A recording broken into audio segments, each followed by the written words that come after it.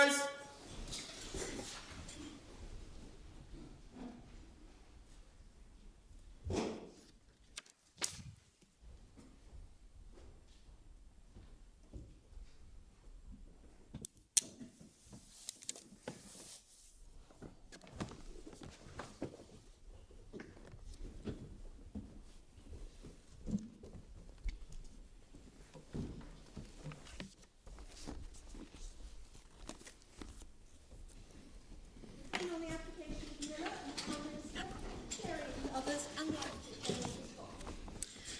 Good morning, everybody. Before we start, I would like to mention a few matters. We have before us two appeals, one from England and Wales and one from Scotland. They both involve the same issue: whether it was lawful for the Prime Minister to advise Her Majesty to authorise the prorogation of Parliament by order in Council. That this is a serious and difficult question of law is amply demonstrated by the fact that 3 senior judges in Scotland have reached a different conclusion from 3 senior judges in England and Wales. The Supreme Court exists to decide such difficult questions of law, and we shall do so in accordance with our judicial oaths, to do right to all manner of people, according to the laws and usages of this realm, without fear or favour, affection or ill will. It is important to emphasise that we are not concerned with the wider political issues which form the context for this legal issue. As will be apparent when we hear the legal arguments, the determination of this legal issue will not determine when and how the United Kingdom leaves the European Union. As is usual, we shall hear arguments from each side in each appeal. First the appellants and then the respondents. We also have a small number of interventions from interested parties, including one from Northern Ireland, where the courts have not considered the prorogation issue, at least yet. For obvious reasons, these appeals have had to be heard at very short notice. We are grateful to everyone involved, the parties and their legal teams, and in particular the court staff, for their hard work in preparing for this hearing, for the written materials so promptly delivered, and for the cooperative way that everyone has worked with one another. As usual, these proceedings are being live streamed so that anybody who wishes to do so and has access to a computer can watch the arguments as they unfold. This is a very important aspect of open justice, and we hope that it will enable many people to understand what these appeals are all about, and just as importantly, what they are not about. Lord Panic. Morning, my ladies, my lord. May I, on behalf of all of us, thank the court and the court staff for facilitating so speedy an appeal on these important matters. The court has a list of counsel appearing in these appeals. On behalf of Mrs. Miller, I want to make a submission on what we see as the 3 main points which arise on these appeals. May I please identify these issues and then develop my submissions on each of them. The first of them is we say on the facts that the Prime Minister advised Her Majesty to prorogue Parliament for a period as long as 5 weeks because he, the Prime Minister, wished to avoid what he saw as the risk that Parliament during that period would take action to frustrate or to damage the policies of his government. And on this first issue, we will adopt the substance of the reasoning of the inner house of the Court of Session and briefly add some further points, in particular on the relevance of the failure of the Prime Minister to produce a witness statement either by himself or by the Cabinet Secretary, responding to the allegations as to his motive. The second matter I will seek to address is that we will say that it is elementary in public law that a power may only be exercised for a proper purpose. And we will say that that principle applies to prerogative power as it does to statutory power. We say it is an improper purpose for the Prime Minister to use the power of prorogation because he wants to avoid the risk of Parliament undermining the policies of the executive during the relevant period.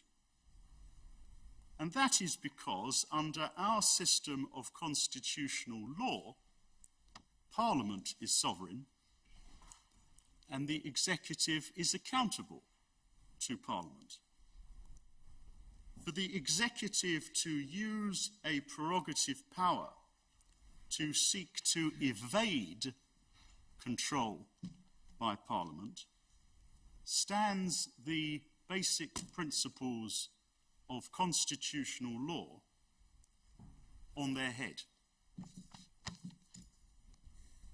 It conflicts with the basic principle of our constitutional law, stated by Lord Brown-Wilkinson. I'll take the court to the authority later, but let me give the citation. It's in the Fire Brigades Union case, Authorities Volume 3, tab 42, at page 552, E to F, and may I quote, "The constitutional history of this country is the history of the prerogative powers of the Crown being made subject to the overriding powers of the democratically elected legislature of the sovereign body."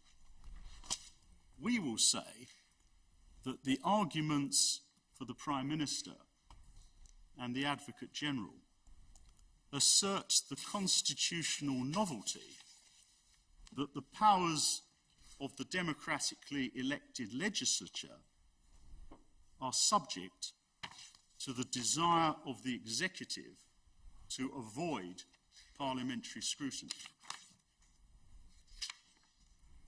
And our third submission will be, with great respect, that the Divisional Court was wrong to conclude that the issues in this case are non-justiciable.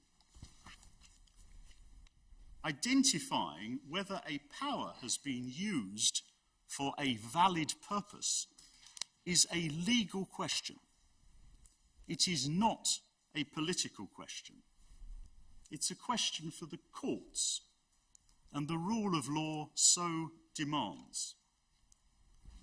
This court is not being asked to identify a list of purposes for which prorogation would be lawful, nor is this court being asked to specify what would be a valid period of prorogation.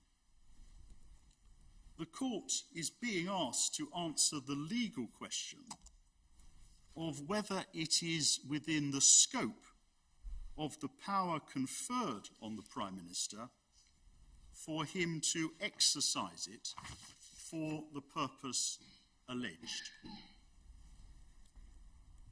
My understanding is that Lord Keane, my learned friend Lord Keane, is going to address the facts of this case, and my learned friend Sir James Eadie is going to address the legal issues, that is issues 2 and 3. There may be some modification of that, but in substance that's what it amounts to.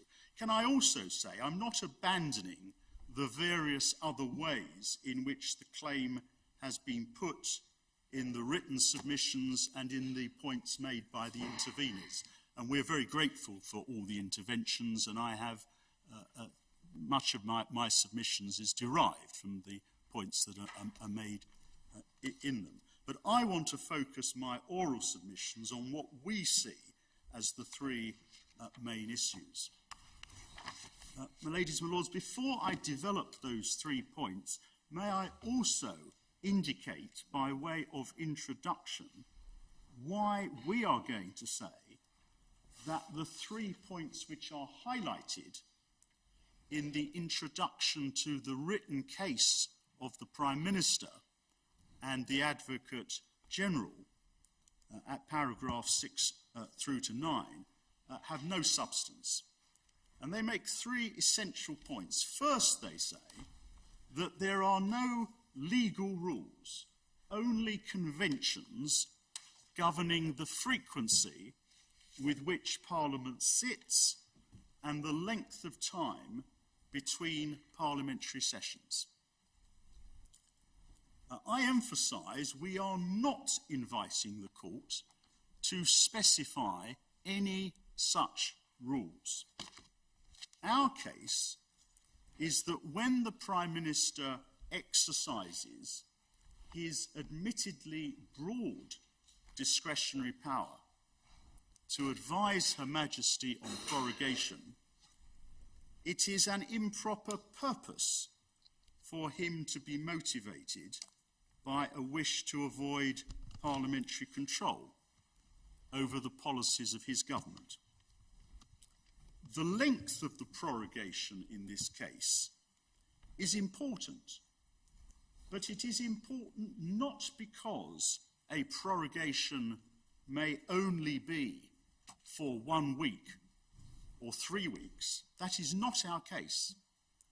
The length of the prorogation is relevant because the exceptional length of the prorogation in this case is strong evidence that the Prime Minister's motive was to silence Parliament for that period because he sees Parliament as an obstacle to the furtherance of his political aims.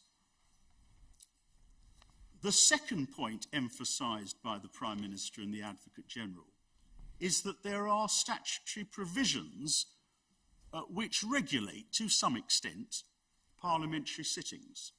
Most recently, as the Court will have seen, the Northern Ireland Executive Formation Act of 2019.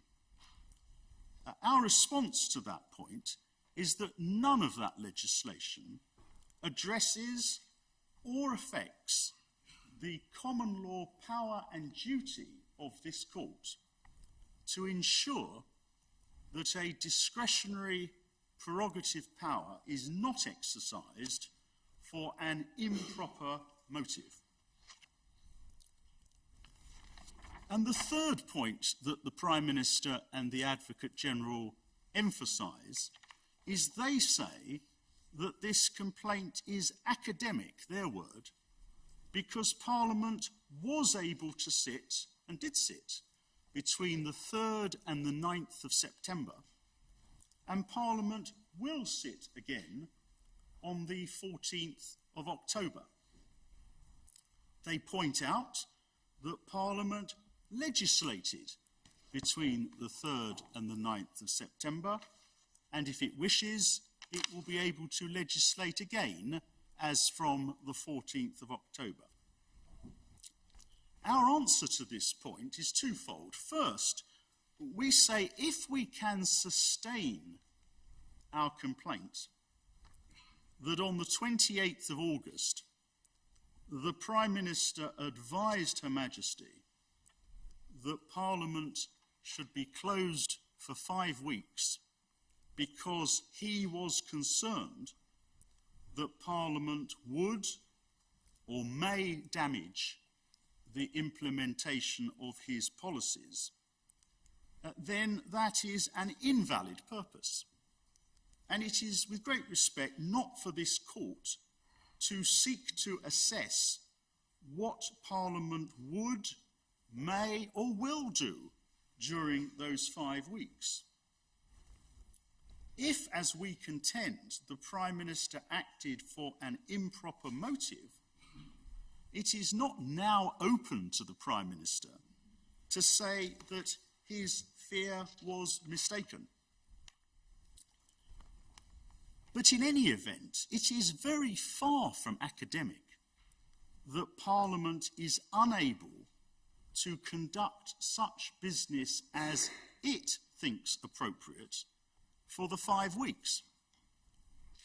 To put it at its very lowest, Parliament may decide during the 5 weeks, now 4 weeks left, to enact further legislation, informed by the answers to parliamentary questions, informed by debates, informed by reports from parliamentary committees. Parliament may, I don't ask the court to say more than this, but Parliament may want to keep a close eye on the negotiations, if any, with other member states during the period. Parliament may wish to keep a close eye on planning for a no-deal exit during the 5 weeks. And in the light of parliamentary scrutiny, Parliament may wish urgently to legislate during that period. It may wish to impose further obligations on the Prime Minister in the period leading up to the EU Council meeting on the 17th and 18th of October. The issues in these proceedings are very far from academic. The Prime Minister and the Advocate General say at paragraph 77 of their written case that there is no authority which supports the proposition that the exercise of a power to prorogue the legislature is amenable to judicial review. Our response, which I will develop, is that there are many precedents establishing the relevant principles of our constitutional law. There has hitherto been no need for any court to apply those principles in the context of the prerogative power to prorogue, because no Prime Minister has abused his powers in the manner which we allege in at least the last 50 years. That is, back to the development of modern principles of judicial review. Well, could I just raise one point there? I mean, is it right that there is no authority in this country or anywhere else as the use of judicial review to control prorogation? Because I was particularly interested reading Anne Tromey's book called The Veiled Sceptre, which deals with prorogation in the sort of Westminster model. And it's quite clear from that the sort of issues of misuse or alleged misuse of power have come up on many occasions in many different jurisdictions. Not in courts. No, but that's why I was just wondering why not, given that they clearly, are we just looking at this country? Are we looking rather more broadly at experience in the common law world? We found, and the other side have found, no judicial authority. And I'm suggesting that the reason in this country, at least, why no case has come to court is because nobody has identified any similar factual circumstance in which the principles have needed to be applied. But I do say that there are well-established authorities as to the principles that should be applied in the circumstances of such a case. My ladies, my lords, one other preliminary matter. We say that Her Majesty the Queen enjoys no personal prerogative in this context. Her Majesty was obliged to accept the advice from the Prime Minister. The Prime Minister and the Advocate General disagree on that issue. See paragraph 35 of their written case, but they add, and we agree, I quote, "This is not an issue which arises for determination on the present appeal," end of quote. It may assist the court also, just if I draw attention to what happened in this case, because on the 29th of August, the Lord President of the Privy Council, Jacob Rees-Mogg, was one of the Privy Councillors who attended on Her Majesty at Balmoral, and he has described how Her Majesty formally approved the Prime Minister's request to prorogue Parliament. And if the court, please, has the trial bundle in the Miller case, the court will see at tab number 51, Do we have this electronically? Yes, it's page 373. I hope the court also has it electronically. Well, we have no less than, I'm sorry about this, but there's always trouble with the documents in these cases, and we need to sort it out. We've got 5 different documents on a memory stick. Is it the hearing bundle? Yes, it's called the trial bundle for hearing on 5th of September. I hope that is the same document as the President is referring to. It has 68 tabs, maybe more than 60. How many pages has it got? Oh, yes. My volume goes up to page 518. Well, mine goes up to 591. As does mine, I'm afraid. I think it's... could I ask the court to turn to tab number 51, which is page 373? Let's see whether it works, yes. 373. Yes, that should be an interview on the Today programme, and it was an interview, Mr John Humphreys interviewing Jacob Rees-Mogg. I'm afraid not. It isn't. Well, then it's a different bundle. I think it may be the same bundle, but it's a different page. I'm very sorry about this. No, but it's not your... Panic. Of course it's not the President's fault. Does the court have tab 51? I do, but nothing happens when I press on it. But it's on paper. I'm terribly sorry, but it may be that we try to sort that out and we use paper for the moment. It's page 436, I think, but nothing Well, I'm happens. very grateful. Nothing happens. Yes. 436. Yes. Does the President have that number? Yes. That page? I'm Yes. grateful. Yes. I don't know why the numbering is different, and I'm very sorry, and it's very inconvenient for everybody, in particular the court. But if we turn over to the second page of that document, which I have at 374, at the end of that page, Mr Jacob Rees-Mogg explains that it's simply wrong. The Queen, Her Majesty, had no discretion over this. There is no precedent for the Queen refusing a request by her Prime Minister under these circumstances. This is a straightforward decision by the Prime Minister giving formal advice to the Sovereign, which a constitutional monarch is obliged to follow. And on the next page, for those of the members of the court using the paper volume, it's page 375. At the bottom of that page, Mr Humphreys, and the same when you said the Prime Minister wishes to prorogue, etc., she would just say approved. Mr Jacob Rees-Mogg, that's absolutely right. It's important that people understand this is a prime ministerial decision. It's not a decision of the Sovereign and hasn't been, etc., etc. So that's what happened in practice. Her Majesty was advised that it was a matter for the Prime Minister, but as I've indicated, nothing turns on this, but it's the reason why we, for our part, are making no criticism of Her Majesty in these proceedings. Her Majesty acted on the advice of her Prime Minister.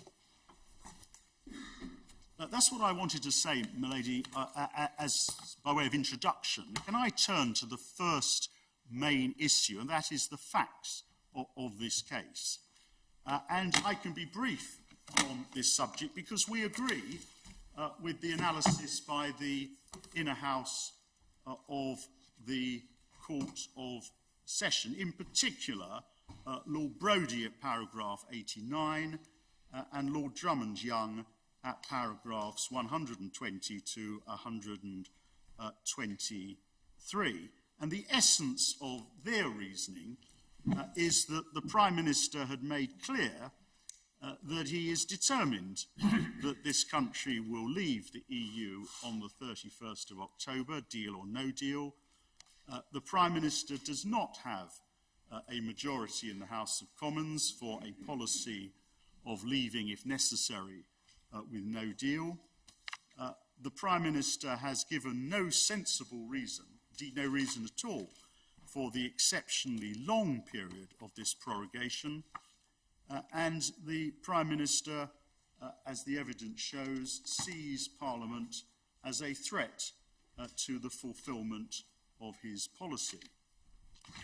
I want to emphasise 2 points, if I may, additional to those made by the Inner House.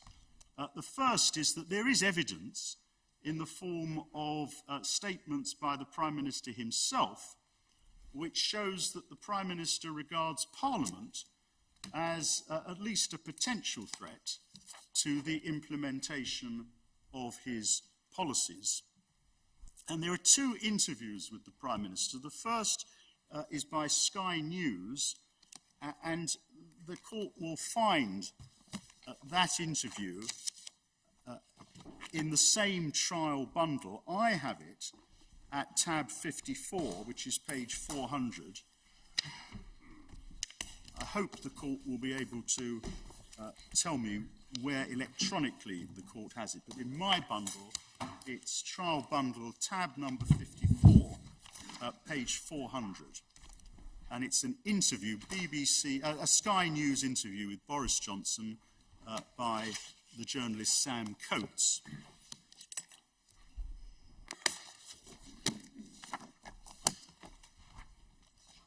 And if the court, please, would turn to the transcript, at the top of the page, Mr. Coates asked the question, when people voted for Brexit, they were voting for Parliament to take back control, but now you, as Prime Minister, are trying to limit the ways that Parliament can express its view because you disagree with them, etc., etc. And Mr. Johnson then responds, and the court will want to read all of this, but can I highlight at the bottom of the page, the final paragraph? The Prime Minister says this: just to get back to Parliament, which I bet you are going to ask me about, just to get back to Parliament, I am afraid that the more our friends and partners think at the back of their minds that Brexit could be stopped, that the UK could be kept in by Parliament, the less likely they are to give us the deal that we need. And so that is why I really hope that MPs will allow the UK to do a deal, get ready for a no-deal Brexit, and that is the best way forward for our country, believe me. This was immediately after prorogation. This is the 30th of August, 2019. And to the electronic number, Lord Panic, is 464. Yes. Very grateful. I'm terribly sorry about that. That means it's 63 pages on from the number you have. Yes. Well, I'm sorry. I feel sure somebody can help you. I'm sure. Well. So I had 63. Well, then the next... mental arithmetic is up to it, I'm sure. It may test my abilities, but the next number, the next page that is relevant, I have at tab 55. I have at page 408. And adding 63 to that takes us to 471.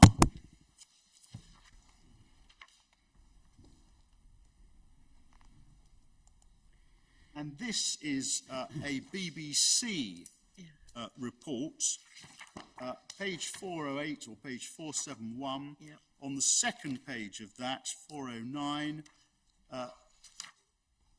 the third paragraph up from the bottom, we see that Mr. Johnson was speaking to the BBC.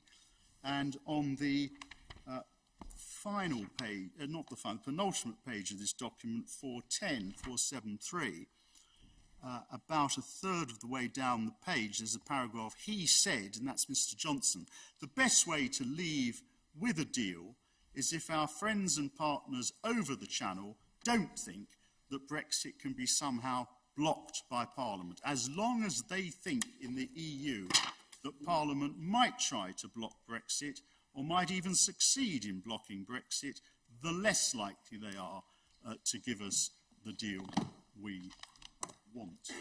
Now, I'm of course not asking this court to say whether the Prime Minister's assessment is correct or is incorrect. The relevance of these statements is that they are strong evidence to be added to the material referred to by the Inner House as to the Prime Minister's motive in deciding to close Parliament for 5 weeks during this negotiating period. The other point I want to make on the facts is that it is, we say, a remarkable feature of these proceedings that the Prime Minister has not made a witness statement explaining why he decided to advise Her Majesty to prorogue Parliament for a period as long as 5 weeks. And that is even though we made very clear in commencing these proceedings that an important part of our case is that the Prime Minister's advice to Her Majesty was motivated, or at least strongly influenced, by the Prime Minister's desire to prevent the risk, as he saw it, of Parliament damaging government policy. And we set that out in our Statement of Facts and Grounds, dated the 28th of August, which is in the trial bundle at tab 2. If the Prime Minister did not wish personally to make a witness statement, such a statement could have been made by the Cabinet Secretary, as in the GCHQ case. The only witness statement from the government side is from the Treasury Solicitor, whose statement is confined to the production of documents. The Treasury Solicitor, Mr. Jonathan Jones, could not give evidence as to the Prime Minister's reasons for advising a 5-week prorogation. My ladies and my lords, of course, the production of a witness statement from the Prime Minister, or indeed anyone else, setting out the reasons for advising on a prorogation as long as 5 weeks would have had legal consequences. And the legal consequences of such a witness statement would have been almost inevitably an application to cross-examine. The legal consequences would also be that it would be a contempt of court, of course, for such a witness statement not to tell the truth. Our submission is that the documents pose more questions than they answer, as the Inner House has pointed out. And in any event, the production of those documents is no substitute for evidence from the Prime Minister or from someone on his behalf stating to the court in terms why he thought a prorogation for the exceptionally long period of 5 weeks was appropriate. We draw attention to the decision of the Court of Appeal in the Das case. Now, this appears, I hope, in the supplementary authorities bundle, supplemental authorities bundle at tab number 19.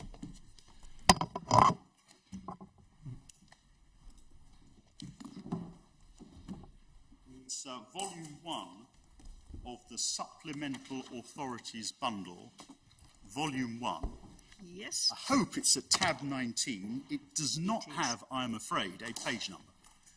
Well, it's 292 on the supplemental authorities. I'm grateful. I'm grateful. I've got several supplemental authorities. Supplemental Authorities, Volume 1, tab 19, Queen on the application of Das against the Home Secretary. Yes. It's a supplemental bundle. And the relevance of this case is that it approves the test stated at first instance by my Lord Justice Sales, sitting at first instance in that case, as to the applicable test relevant to this principle that I am relying upon. And that appears in DAS using the numbering in the report right at the end, page 3565.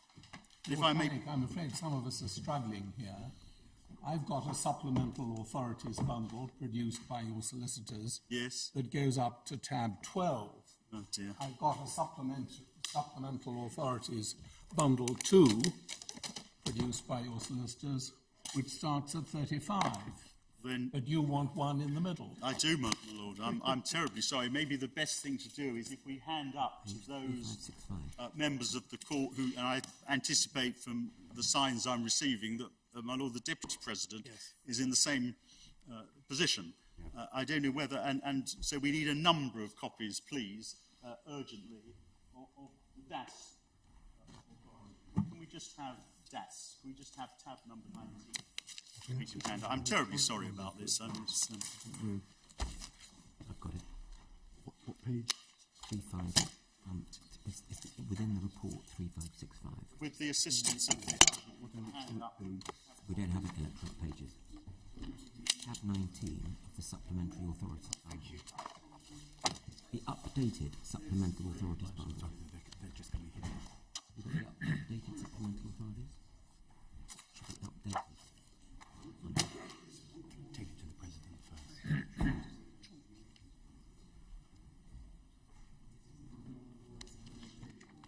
It's in the what?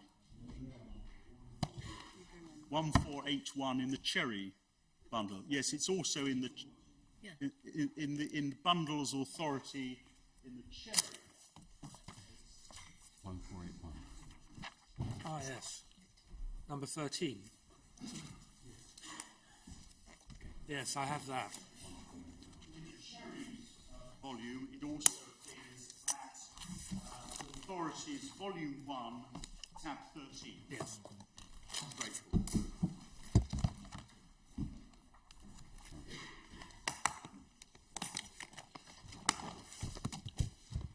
And the page number is Lord Panic, it does appear that there was initially produced supplementary authorities bundle. Yes. Then it was enlarged. Yes. Then there came number 2. And you've got to decide whether we all need to have, for the purposes of this appeal, the enlarged bundle. Well, and if so, as soon as possible. Well, indeed, my Lord. Absolutely. But if you can actually use the Scottish... well, I can for this case. Yes, I can for this that case. may be enough. Yeah. But it is for DAS. I'll have to check whether there are other authorities that the court needs to look at and doesn't have. Tab number 19 in the Miller case, 13 in the Cherry case, is the DAS authority, and it's at page 3565. It's paragraph 80. And counsel for the Secretary of State is submitting that there's no obligation to file witness evidence. She urged the court not to punish the Secretary of State for not filing evidence. She referred to the scarcity of resources, heavy litigation burden on the Secretary of State, the need to prioritise resources on those currently detained, none of which factors are relied on, of course, in the present case. And the Court of Appeal, this is Lord Justice Beatson, then approves the statement at first instance by the judge, my Lord Sales. He observed, where a Secretary of State fails to put before the court witness statements to explain the decision-making process and the reasoning underlying a decision, they take a substantial risk.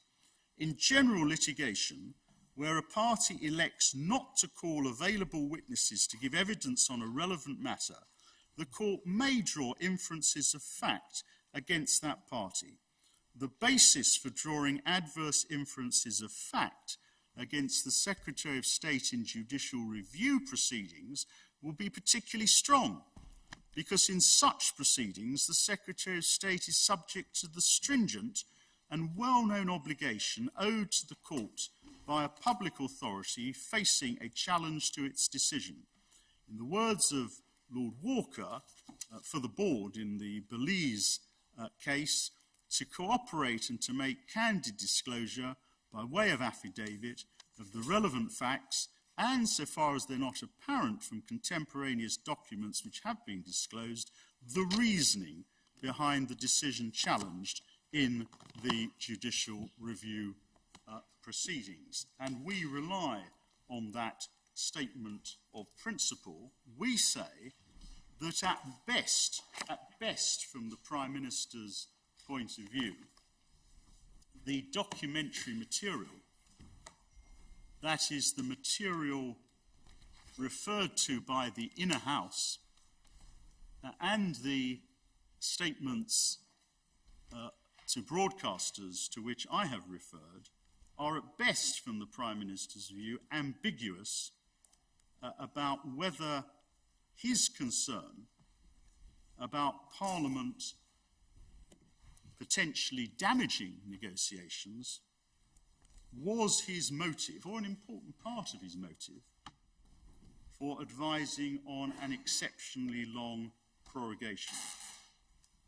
We say this case cries out for an answer in a witness statement to the allegation that was made against the Prime Minister, and in the absence of such a witness statement and the willingness of the Prime Minister to submit to potential cross-examination, we say the court should infer that there is no answer. You might want to check. I think this question about drawing inferences in the absence of reasons is considered in Padfield. Yes, it is. It is. I'm going to come to Padfield. Oh, right. Your Lordship's, of course, correct.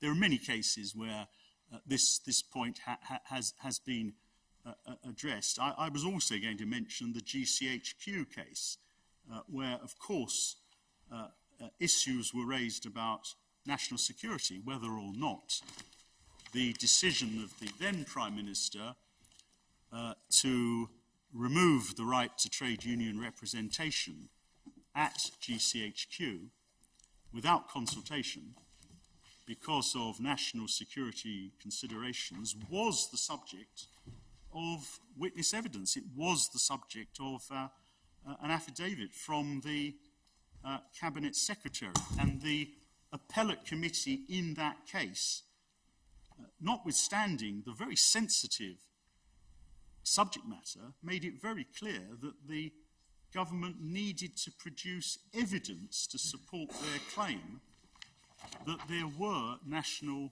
security considerations. Sir Robert Armstrong produced an affidavit. Can we look, please? It may not matter, but I think Lord Walker was dissenting, wasn't he, in the Belize Alliance case?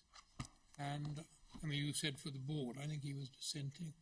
I don't know whether that statement, which is very clear and helpful, has been adopted either by this House, by this court, or by the board. Well, we can check that. It's certainly been accepted as the judgment of my Lord Sales indicates, approved by the Court of Appeal in that case as the governing principle, certainly in the context of public law, that if an allegation is made, a factual allegation, and the material is at least ambiguous, one expects the minister or someone on his behalf to answer that. No, I mean, I'm not questioning the principle. I just think it'd be clear, useful to have a most authoritative statement of that. Can we look, see if we can find that? It may be that there isn't, otherwise my Lord Sales would have referred to some approval, I'm sure, of the principle stated by Lord Walker. But we say that that is the principle.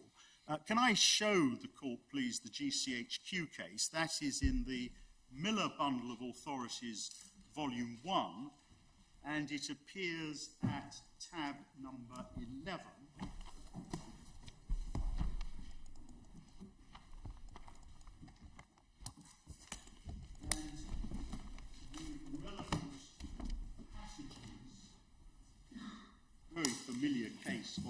course, the relevant passages that we rely upon, first Lord Scarman at page 404, picking it up at page 404, letter E, just under letter E. Do you know the electronic number of that, or again, are you not unable to help us? Yes, well, it has Authorities Bundle Miller, Volume 1, and it's at tab 11. It's 31. It's page 31 of the 51 pages, yes.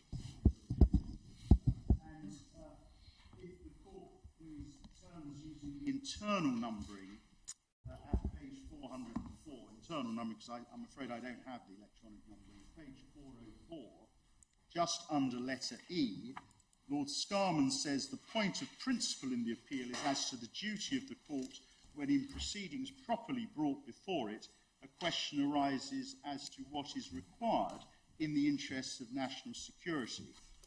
And then picking it up again at G, though there are limits dictated by law and common sense, which the court must observe in dealing with the question, the court does not abdicate its judicial function. If the question arises as a matter of fact, the court requires evidence to be given.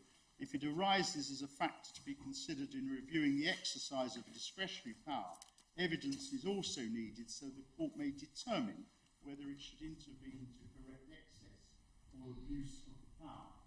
And on the preceding page, page 403, just under letter B, the court sees that there was evidence. There was evidence from Sir Robert Armstrong, the then Cabinet Secretary, who addressed the relevant issue of facts. And at page 420 of the report, at letter E, Lord Roskill is to like effect, 420 letter E.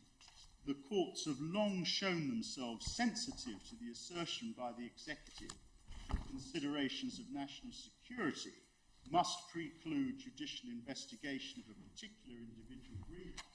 But even in that field, the courts will not act on a mere assertion that questions of national security were involved. Evidence is required that the decision under challenge was in fact founded on those grounds.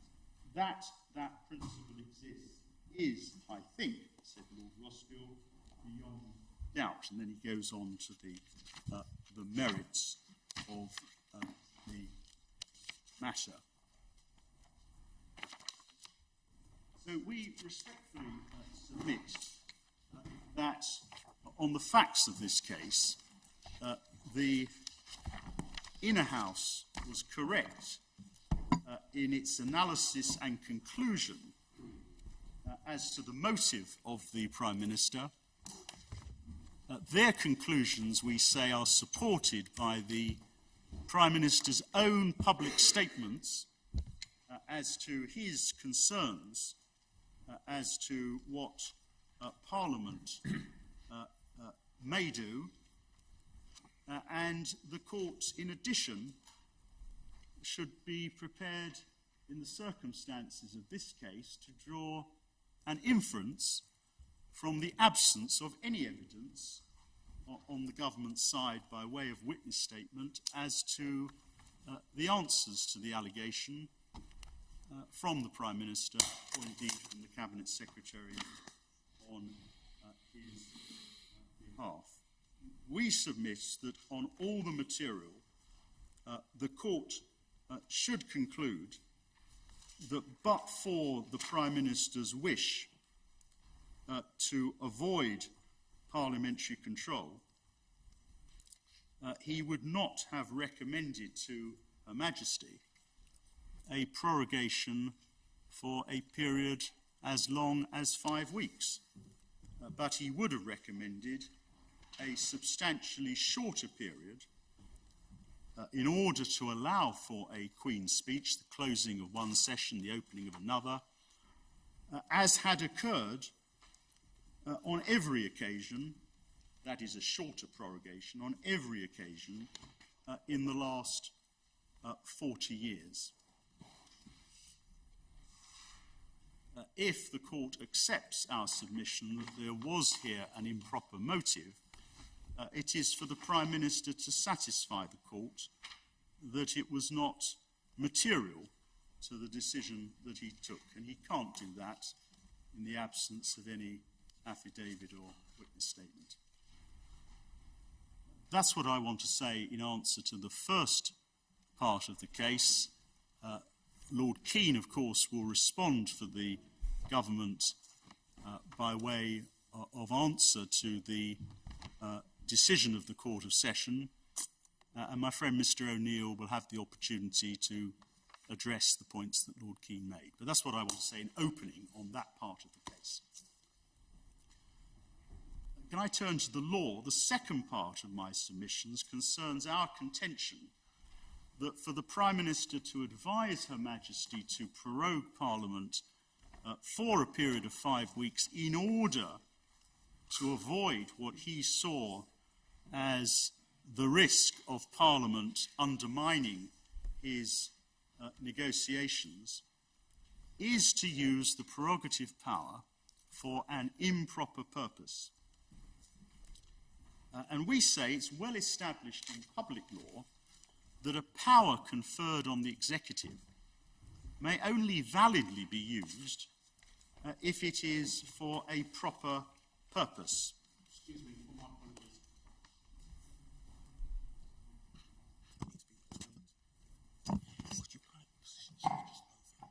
Thank you.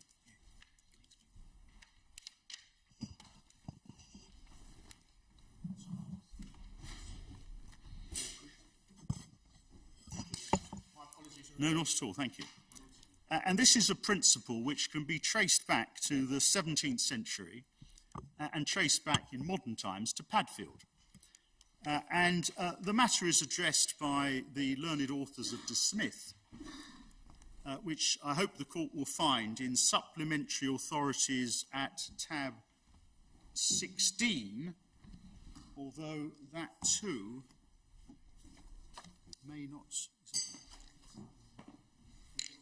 De Smith's Judicial Review. Smith's Judicial Review. De Smith. Yes. Judicial Review, tab 16 of Supplementary Authorities, Volume 1. I think this supplemental authorities bundle is entitled Updated Supplemental Authorities. I'm grateful. It is electronically, at least. Page 193, anyway. Yes.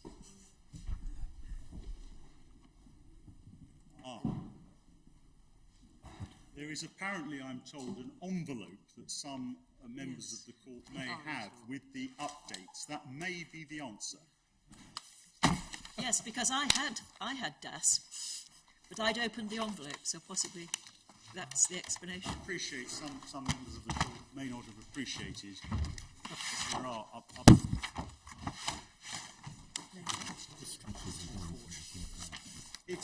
We'll sort this out over the short adjournment, but I hope that members of the court will have the updated material.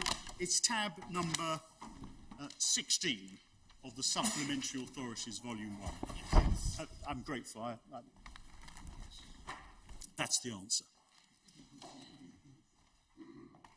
It's probably not the most difficult question in this case, but it's the answer to that question.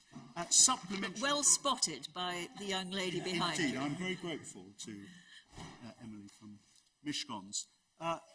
The court will see at paragraph 5009, which is the second page of this insert, that the learned authors, who of course are Lord Wolfe, Professor Jow, Catherine Donnelly, Ivan Hare, they describe the origins of this principle back to the 16th century, and the court will no doubt wish to look at that. But at 5-018, we come to modern times, and we come to the decision in 1968 of the House of Lords in Padfield was an important landmark. And it reminds us of the context. The minister had refused to appoint a committee, as he was statutorily empowered to do at his discretion, to investigate complaints made by members of the Milk Marketing Board that the majority of the board had fixed milk prices in a way that was unduly favourable to the complainants. The House of Lords held that the minister's discretion was not unfettered, and that the reasons he'd given for his refusal showed that he'd acted ultra vires by taking into account factors that were legally irrelevant and by using his power in a way calculated to frustrate the policy of the Act. And we have, Padfield, in the same volume, tab 18. But I mean, this is a statutory. Yes, it is. Yeah. I have to satisfy the court that the same principle applies in the context of a prerogative power. Yes, I mean, we may not need to look at Padfield for the statute. Well, it sets out the basic principle. Can I very briefly just identify what the basic principle is? And it's Lord Reid at page 1030, between C and D, very familiar. Parliament must have conferred the discretion with the intention that it should be used to promote the policy and objects of the Act, and they must be determined by construing the Act as a whole. Construction is always a matter of law for the court.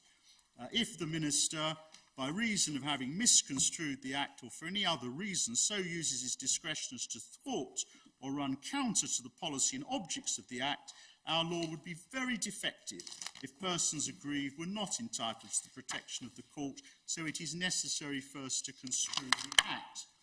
And then over the page, at page 1032, is the point that my Lord Deputy President was averting to. At the bottom of 1032, it was argued that the Minister is not bound to give any reasons for refusing to refer a complaint to the committee, that if he gives no reasons, his decision cannot be questioned, and it would be very unfortunate if giving reasons were to put him in a worse position. But I do not agree, says Lord Reid, that a decision cannot be questioned if no reasons are given.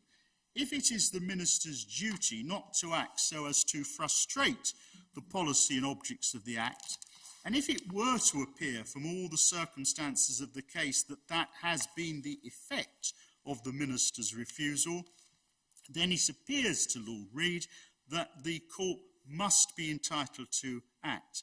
And then I emphasise the following sentence. A number of authorities were cited in the course of the argument, but none appeared to Lord Reid to be at all close to the present case. In other words, his lordship was not deterred by the absence of a clear precedent. His lordship proceeded, as I am inviting this court to proceed, by reference to principle.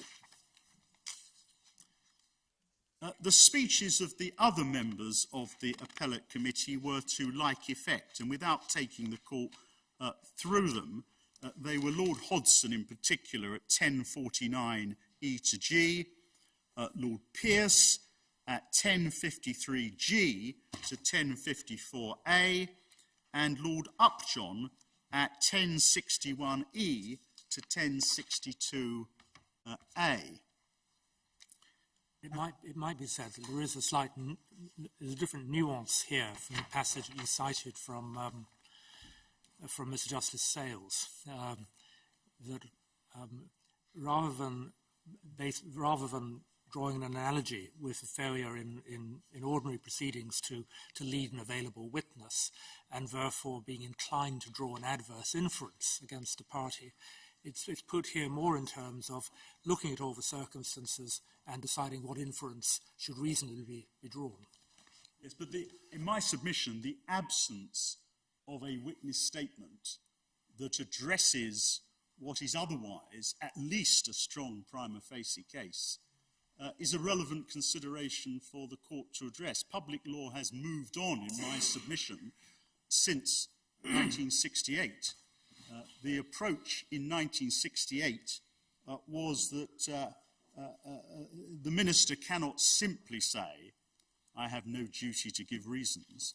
The modern law is strongly influenced by the development of duties of disclosure and a recognition that a minister can be expected specifically by evidence to address a complaint. But I recognise this case is not of itself authority.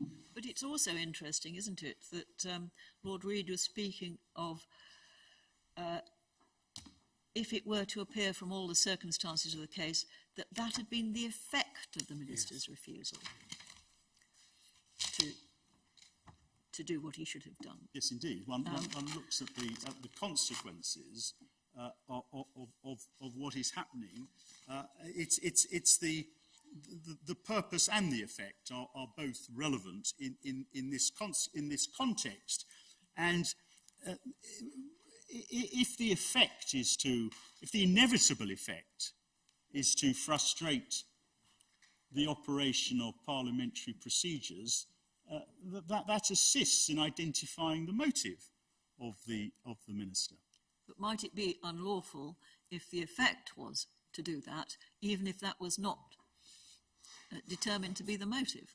Well, that is our alternative way of putting the case, that we have put the case at all stages by reference to the motive of the Prime Minister and by reference to the inevitable effect that the Prime Minister's decision to close Parliament for 5 weeks inevitably, in the context of this case, has a very damaging impact on the ability of the legislature to scrutinise the actions of the executive. Indeed so. And we are not wedded to a solution that involves a finding of a wrongful motive. We have put the case in both ways. The gravamen of your complaint is really the effect on parliamentary accountability, parliamentary scrutiny, the opportunity to legislate. Yes. And even if there had been no intention to block all that in order to pursue a particular government policy, you would still have the same complaint, would you not? Well, at least a stronger complaint, albeit you'd be putting it in a different way.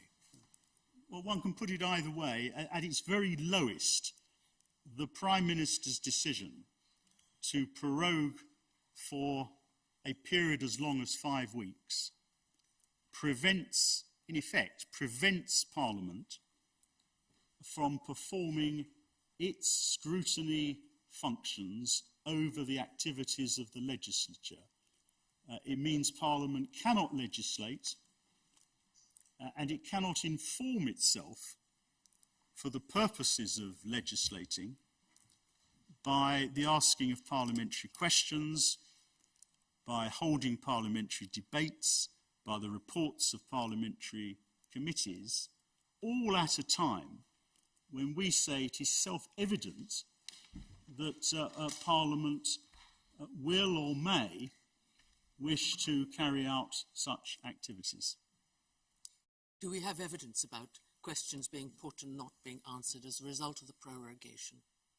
Well, as a matter of principle, questions cannot be put.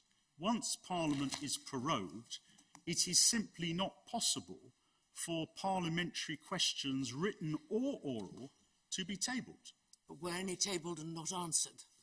The questions that were asked before prorogation, I suspect there were, but we don't have the material. I can seek to find out the answer to your ladyship's question. But as a matter of principle, any development, and there are inevitably developments, as from the 9th of September, cannot lead to any parliamentary question being asked, written or oral, by any member of Parliament. Parliament is closed. You cannot, as a member of Parliament, member of the Commons, member of the Lords, you cannot ask any question. And that is made clear in the material before the court. It's made clear, if the court wants to have document in the briefing paper from the House of Commons, which is in the main bundle at the hearing bundle, trial bundle, tab 29. It's the House of Commons briefing paper. It's page 169, and adding, was it 63 pages, takes us to 232. But I have it at tab number 29 of the trial bundle. And the relevant passage, if the court has that document, is at page 180 in the paper version, 223 in the electronic version. In the middle of the page, neither House of Parliament sits. During prorogation, Parliament does not meet. This means legislation cannot be considered or introduced by MPs and peers. Debates in the Chamber or Westminster Hall are not held. Written and oral parliamentary questions cannot be asked. Committees do not carry out the usual business of inquiries and evidence taking. The temporary suspension of activity is not normally significant, as a new session typically begins shortly thereafter. For a longer prorogation, however, this suspension of activity weakens the ability of parliamentarians to hold the government to account. That's the undisputed position.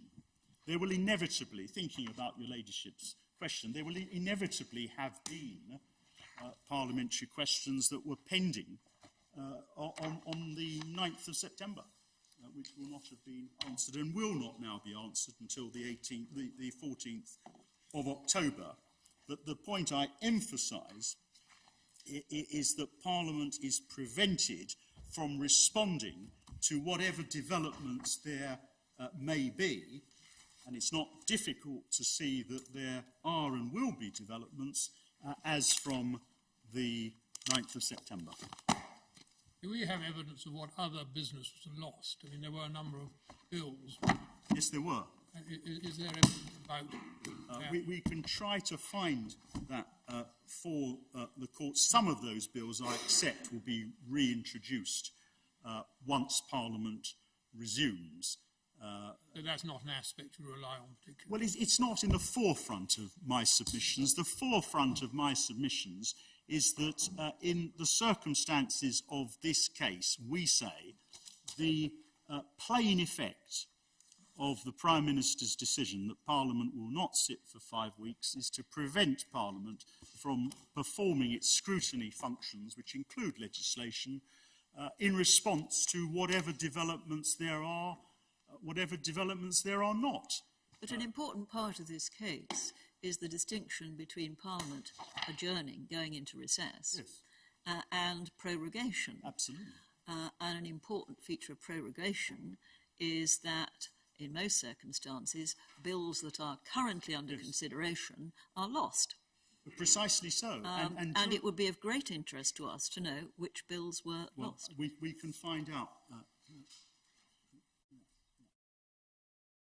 We will find out the answer to the question put by the President and by my Lord Carnworth. Of course, during a recess, by contrast with prorogation, parliamentary questions can be asked and they are answered. During a recess, parliamentary committees continue. They produce their reports. And of course, a recess is a judgment made by Parliament itself. Parliament decides when it is going to recess. There's a need for a motion before the House. So just finishing this submission, Padfield, the authors in De Smith, and I was showing the court the relevant passage in De Smith, they make the point in supplementary authorities, it was tab 16, they make the point at paragraph 5090. 90 or 19? 90, 5090. Thank you. That this is an elementary proposition. That is, that power granted for one purpose may not be exercised for a different purpose. It's elementary, and it is elementary. Do they deal with the question of the prerogative as opposed to the in this context? Smith, not that I'm aware of. I will check, but no, we haven't found such a statement. Now, in the context of a statutory power, identifying the proper purpose for which the power may be used is, as Lord Reid said, a matter of construing the legislation, assisted, of course, by legal principles which the court applies. In the context of a prerogative power, the exercise is more complex because there is no statute. But we say it's not different in principle. It's still for the court to identify what are the purposes, what are the impermissible purposes for which the power may be exercised. And this has been the subject of analysis by Professor Mark Elliott. And can I invite the court's attention, please, again to the supplementary authorities.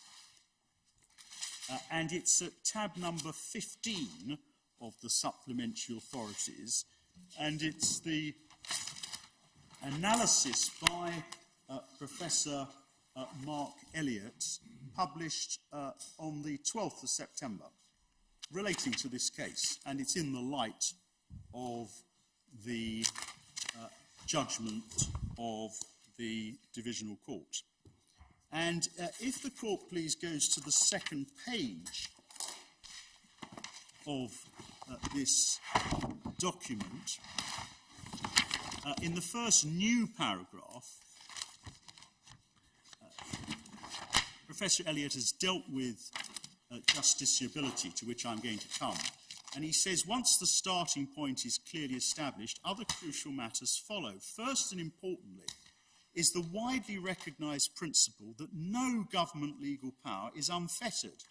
All legal powers held by the government are legally finite, and their boundaries are determined, among other things, by reference to the purposes for which they may and may not legitimately be used. There is no good reason why this should not apply in the case of the prorogation power, and the government's ancillary authority to advise the Queen as to its exercise. It follows that those powers are legally limited, among other things, by reference to the purposes for which they may and may not legitimately be used. What those purposes are is a legal question for determination by courts in the ordinary way. When such questions arise in respect of statutory powers, they are resolved first and foremost by means of statutory construction. That is, the legislative text is examined and construed by the court, and the purposes for which the power can and cannot lawfully be used are thus determined. However, the process of statutory construction is rarely a purely literal one that entails recourse to nothing more than a dictionary, and it frequently involves the attribution of meaning to the statutory text by reference to broader, relevant, legal, including constitutional principles. And he says that this is so well established that authority is not needed, but he cites the Robinson case, which is Authorities, Volume 4, tab 46, the Sims case, Volume 3, tab 44, and the Fire Brigades Union case, Volume 3, tab 42. He then says, in the next paragraph, in the case of prerogative powers, there is plainly no formal textual starting point, such as there is when statutory powers are in play. It follows that it may be more difficult to determine the boundaries of such powers, including by reference to the purposes for which they can and cannot lawfully be used. It does not, however, follow that no such boundaries exist, nor does it follow that questions as to the location of such boundaries are anything other than legal questions. Just as fundamental constitutional principle may cast light on the proper meaning of statutory texts, and thus on questions as to the proper and improper use of statutory powers, so fundamental principle may illuminate and determine the boundaries of prerogative power, including the purposes to which they can and cannot lawfully be put. And on the next page, in the paragraph, the new paragraph, a third of the way down, in these cases, the question is therefore whether the use to which the power has been put results in the boundaries of the power having been exceeded with reference to any purposes for which the power may not lawfully be exercised. The Divisional Court rightly noted that there are several purposes for which the power can lawfully be exercised, but the question here is whether the power has been used for a purpose for which it cannot be so exercised, and that raises questions of evidence and legal principle. He says he takes no position on the evidential question.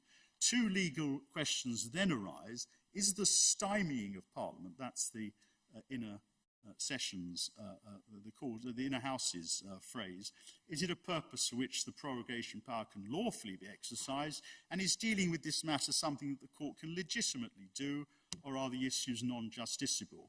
He says, notwithstanding all of the sound and fury, neither of those questions, it seems to him, raise especially controversial or difficult legal or constitutional questions.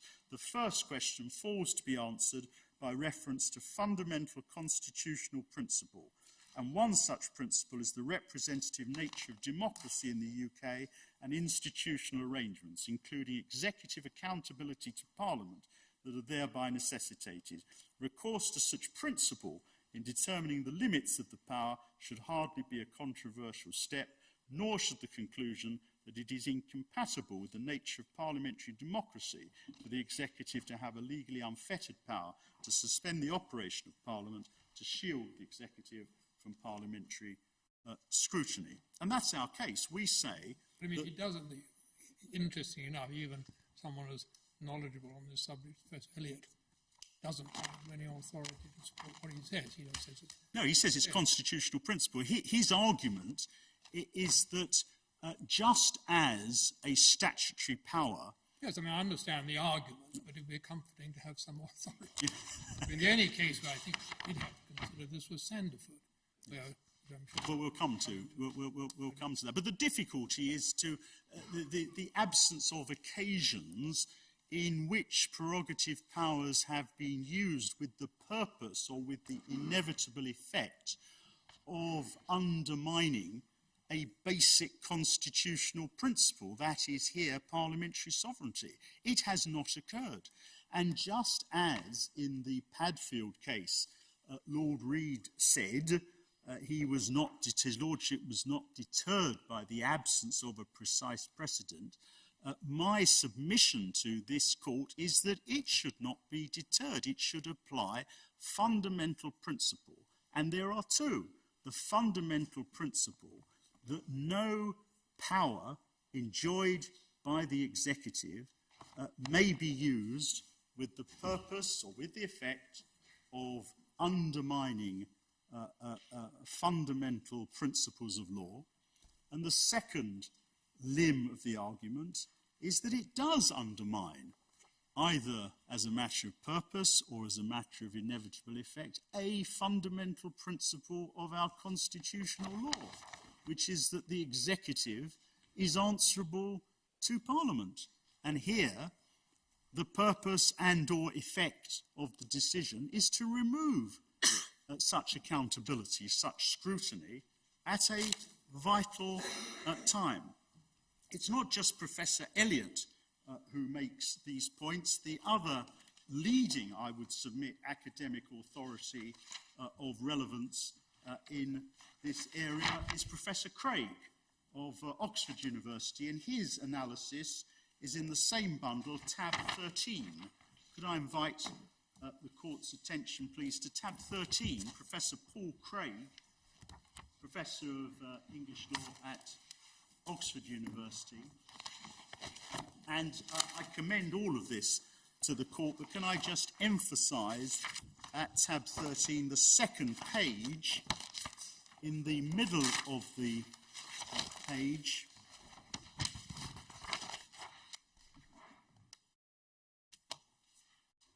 and there's a paragraph in the middle. He's dealing with the argument of the divisional court. He says, if we accept such an argument, then we recast the boundaries of parliamentary sovereignty as traditionally conceived. Parliament remains omnipotent in the sense that there are no bounds to its legislative authority, but the executive can determine when Parliament exercises that legislative authority.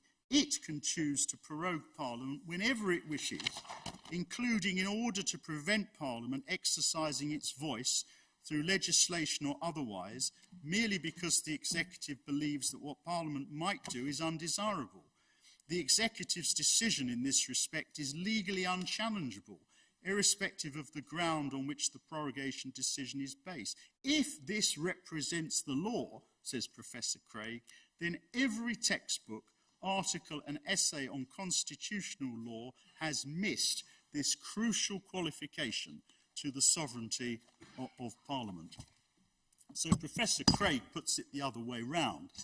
He says that if it were really to be the constitutional law of this country, that the executive may act for the purpose or with the inevitable effect of silencing parliamentary scrutiny, then one would expect to find some authority to support that contention, and there is none.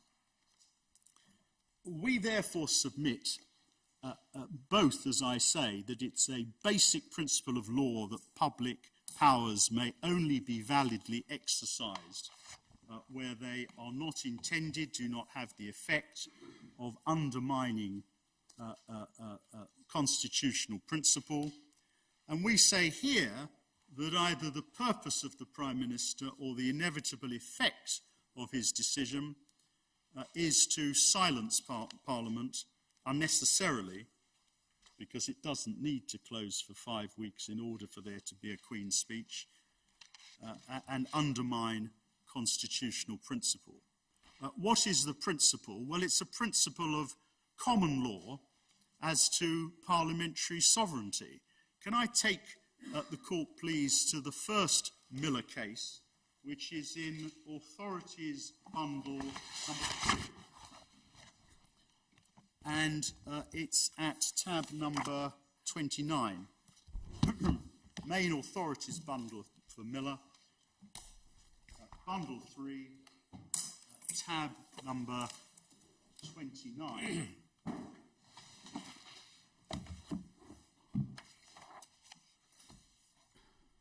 I take the court first to the judgment of the Divisional Court. That, of course, was Lord Thomas, Chief Justice, Sir Terence Etherton, Master of the Rolls, and my Lord Sales. And the relevant passage is at page 73 of the report, at paragraph 18. The UK does not have a constitution to be found entirely in a written document. This does not mean that there is an absence of a constitution or constitutional law. On the contrary, the UK has its own form of constitutional law as recognised in each of the jurisdictions of the 4 constituent nations. Some of it is written in the form of statutes which have particular constitutional importance. Some of it is reflected in fundamental rules of law, I emphasise of law, recognised by both Parliament and the courts. There are established and well-recognised legal rules which govern the exercise of public power and which distribute decision-making authority between different entities in the state and define the extent of their respective powers. The UK is a constitutional democracy framed by legal rules and subject to the rule of law. The courts have a constitutional duty fundamental to the rule of law in a democratic state to enforce rules of constitutional law in the same way as the courts enforce other laws. And in this court, at paragraph 45, which is on page 138, at the bottom of page 138, paragraph 45, we're told the Crown's administrative powers are now exercised by the executive, that is, by ministers who are answerable to the UK Parliament.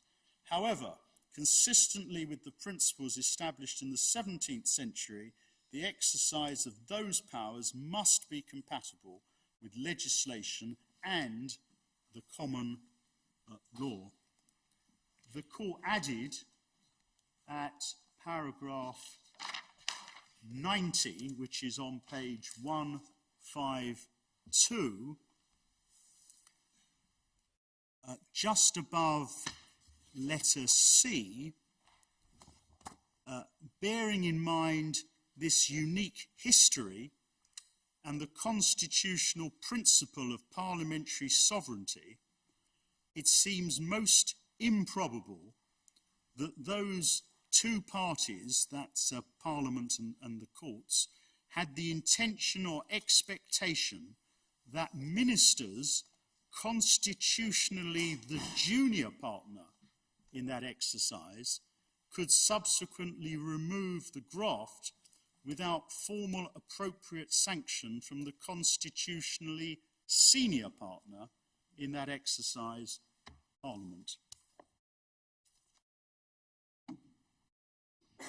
Ministers are constitutionally the junior partner.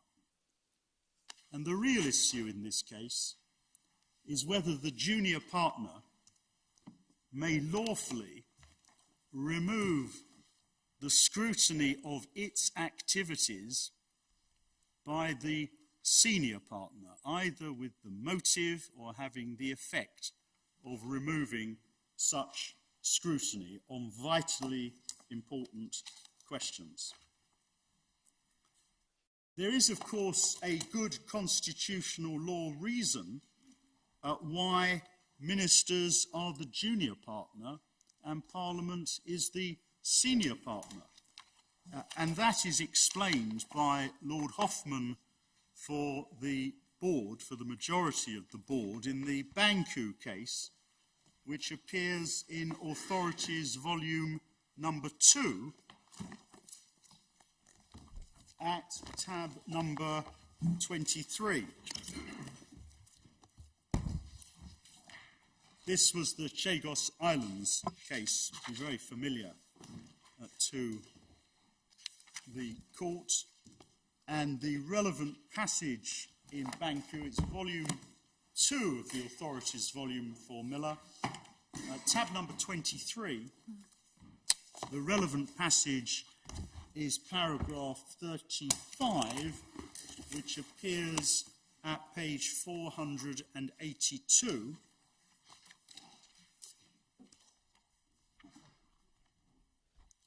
Paragraph 35, page 482, Lord Hoffman, for the majority of the board, the fact that orders in council resemble acts of parliament does not mean they share all their characteristics. And then this, the principle of the sovereignty of parliament, as it has been developed by the courts over the past 350 years, is founded upon the unique authority parliament derives from its representative character. An exercise of the prerogative lacks this quality. Although it may be legislative in character, it is still an exercise of power by the executive alone. And that's why the executive is, to use this court's phrase, the junior partner in the constitutional exercise. One other authority to like effect, which I mentioned in opening, is the Fire Brigade Union case. It's to be found in volume 3 of the Miller Authorities at tab number 42. Volume 3, tab number 42.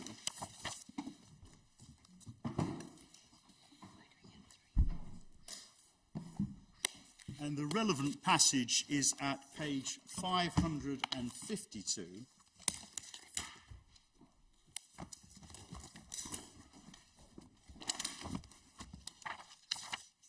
In the speech of Lord Brown Wilkinson, it's just under letter E on page 552.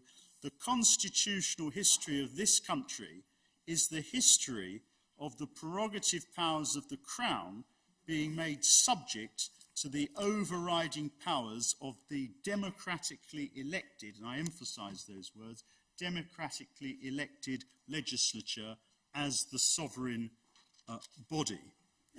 And it is our submission that the case for the Crown in the present proceedings necessarily has to contend for the reverse, that the powers of the democratically elected legislature as the sovereign body are subject to the decisions of the executive as to when the executive enjoys, it is said, a discretion, complete discretion, to remove the powers of the democratically elected legislature in terms of motive or effect. And that was, in substance, the reasoning on this issue of law by the Inner House, Lord Drummond Young at paragraph 99. I won't take the court to it, but we draw attention to it, that the ministers cannot exercise prerogative powers with the intention or the effect of removing the powers of the legislature. Many of the cases, of course, relate to parliamentary sovereignty in the sense that the executive cannot defy or cannot frustrate what Parliament has said. The case of proclamations in 1611, which is Authorities Volume 1, Tab 10, which we invite the court to look at, not least because Lord Coke, like Lord Reid in 1968, was not deterred by the argument there is no authority for this. Lord Coke, like Lord Reid in 1968, resolved the question by reference to fundamental principle. The argument was, leave it to the king. More recently, of course, there's the Fire Brigades Union case that the Home Secretary could not frustrate parliamentary sovereignty. But parliamentary sovereignty has also been used as the basis for other decisions by the courts. It's been used as the basis for a recognition of parliamentary privilege. In the Pickin case, again, I don't have time to go to it, but it's Authorities Volume 2, Tab 19. And parliamentary supremacy was also relied upon by my Lord the Deputy President for this court in the Unison case as a foundation for the general constitutional principle of the rule of law, which meant that there were limits on the ability of the Lord Chancellor to impose fees for those who wished to bring employment tribunal cases. And my Lord was not deterred by the difficulty of identifying when a fee would become lawful. How much fee is appropriate did not deter your Lordship on behalf of the court from saying that the approach of the Lord Chancellor was an unlawful one because it denied in practice access to the courts and that was a breach of the rule of law read with parliamentary sovereignty. All of the cases, in my submission, all of the cases are simply illustrations of the basic principle of our constitutional law. And the basic principle is that Parliament is supreme. The executive is answerable to Parliament.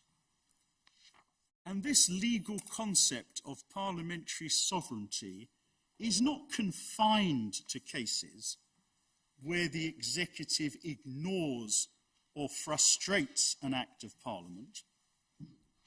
It must also apply to cases, and this is a unique case to answer my Lord Carnwath, it's never before occurred. It must also apply to cases where the executive takes a decision with the purpose or effect of removing the ability of Parliament to legislate. Indeed, it's a greater breach, or could be a greater breach, of parliamentary sovereignty to prevent Parliament from legislating as it sees fit than it is for the executive to defy a particular law. The inferior body, the junior partner, the executive, cannot validly use its constitutional powers for the purpose or with the effect of preventing the superior body from performing its constitutional functions, particularly when that constitutional function is the scrutiny of the junior partner itself. That's the principle for which we contend. And there's a further analysis by Professor Paul Craig that I commend to the court. It's in the Miller Authorities, Volume 5, and it appears at tab number 79.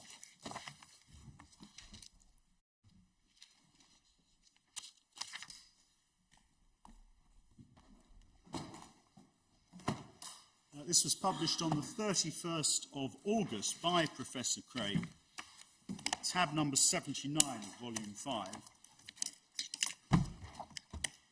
He refers in the second paragraph to the leading cases.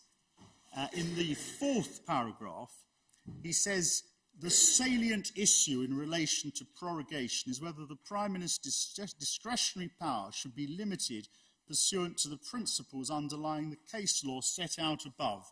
He says the argument for an affirmative answer is compelling, and he says it's for two related reasons. First, to contend that there is some difference between the existing case law and the present situation does not withstand normative examination. The reality is to the contrary. The rationale for intervention to protect parliamentary sovereignty is even stronger than in the preceding cases. Consider the following two propositions. Parliament has enacted a statute, the executive seeks to circumvent it by recourse to the prerogative. The court intervenes to protect parliamentary sovereignty, and it does. Parliament wishes to exercise its legitimate authority through enactment of a statute or in some other way. The executive precludes this through prorogation, and the court is said to be powerless to intervene. This distinction makes no principled sense, more especially because the latter abuse of discretionary power is more far-reaching and significant than the former. The former impacts only on a particular statute. The latter constitutes a preemptive strike that takes Parliament out of the entire game for the crucial period during which it is prorogued. It affects not merely one piece of legislation, but its capacity to exercise the totality of its legislative authority, thereby severely curtailing the opportunity for parliamentary voice on an issue that, whatever one's view about Brexit, is of major importance for the UK's future. This is, moreover, the reason why judicial intervention in this instance would not signal some general judicial intrusion in this terrain. The use of prorogation in this instance is singular and warrants judicial intervention. Secondly, the case for intervention is also compelling because of the impact of the abuse of power in relation to prorogation on the sovereignty principle itself. The sovereignty of Parliament is the foundational principle underlying the unwritten UK Constitution. This sovereignty resides with Parliament, not with the executive. And he says that it represents a challenge to sovereignty since the executive in the standard case seeks to bypass an existing statute through recourse to the prerogative. It was for this very reason the House of Lords intervened to prevent this. The prorogation scenario is more far-reaching in its impact on sovereignty. The political discussion of prorogation by the present government was predicated on the assumption it could be legitimate for the Prime Minister to make use of the power intentionally. Then he's turning to intention to bypass what was felt to be a recalcitrant Parliament, this is not, cannot be constitutionally correct. To subscribe to such reasoning diminishes parliamentary sovereignty as a foundational principle. It transforms the UK constitutional order such that the cards become stacked in the executive's favour. And we rely on all of that, my lords and my ladies. Can I ask you to, if it were put to you that the government, that Parliament is indeed sovereign and the government's accountable to Parliament, when Parliament sat in early September, if it were sufficiently concerned about the prospect of prorogation, it could have held the government to account by passing a vote of no confidence in it. If Parliament has held its hand, should the courts intervene? Well, my answer to that is that it is well established that the executive is answerable to Parliament for matters of politics. But the executive is answerable to the courts for matters of law.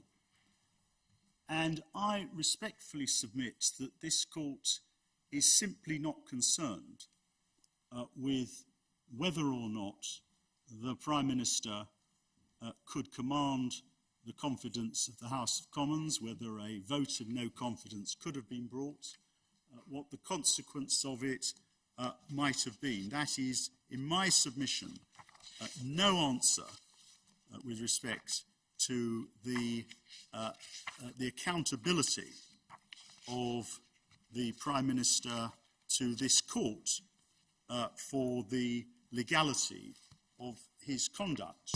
And the authority for that is again the Fire Brigades Union case. Could I take the court back to Authorities Volume 3?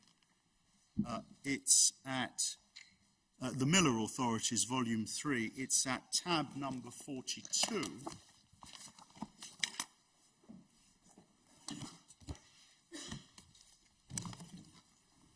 And the relevant passage appears at 572, again in the speech, and I'm sorry, this is in the speech of Lord Lloyd of Berwick, at 572, Volume 3, Authorities, tab 42, page 572, at the bottom of the page. Lord Lloyd says this: no court would ever depreciate or call in question ministerial responsibility to Parliament. But as Professor Sir William Wade points out in Wade and Forsyth, ministerial responsibility is no substitute for judicial review. And then Lord Lloyd cites what was said by Lord Diplock in the National Federation of Self-Employed case. And Lord Diplock said this: it is not, in my view, a sufficient answer to say that judicial review of the actions of officers or departments of central government is unnecessary because they are accountable to Parliament for the way in which they carry out their functions. They are accountable to Parliament for what they do so far as regards efficiency and policy, and of that Parliament is the only judge. They are responsible to a court of justice for the lawfulness of what they do, and of that the court is the only judge. And we rely upon that fundamental principle.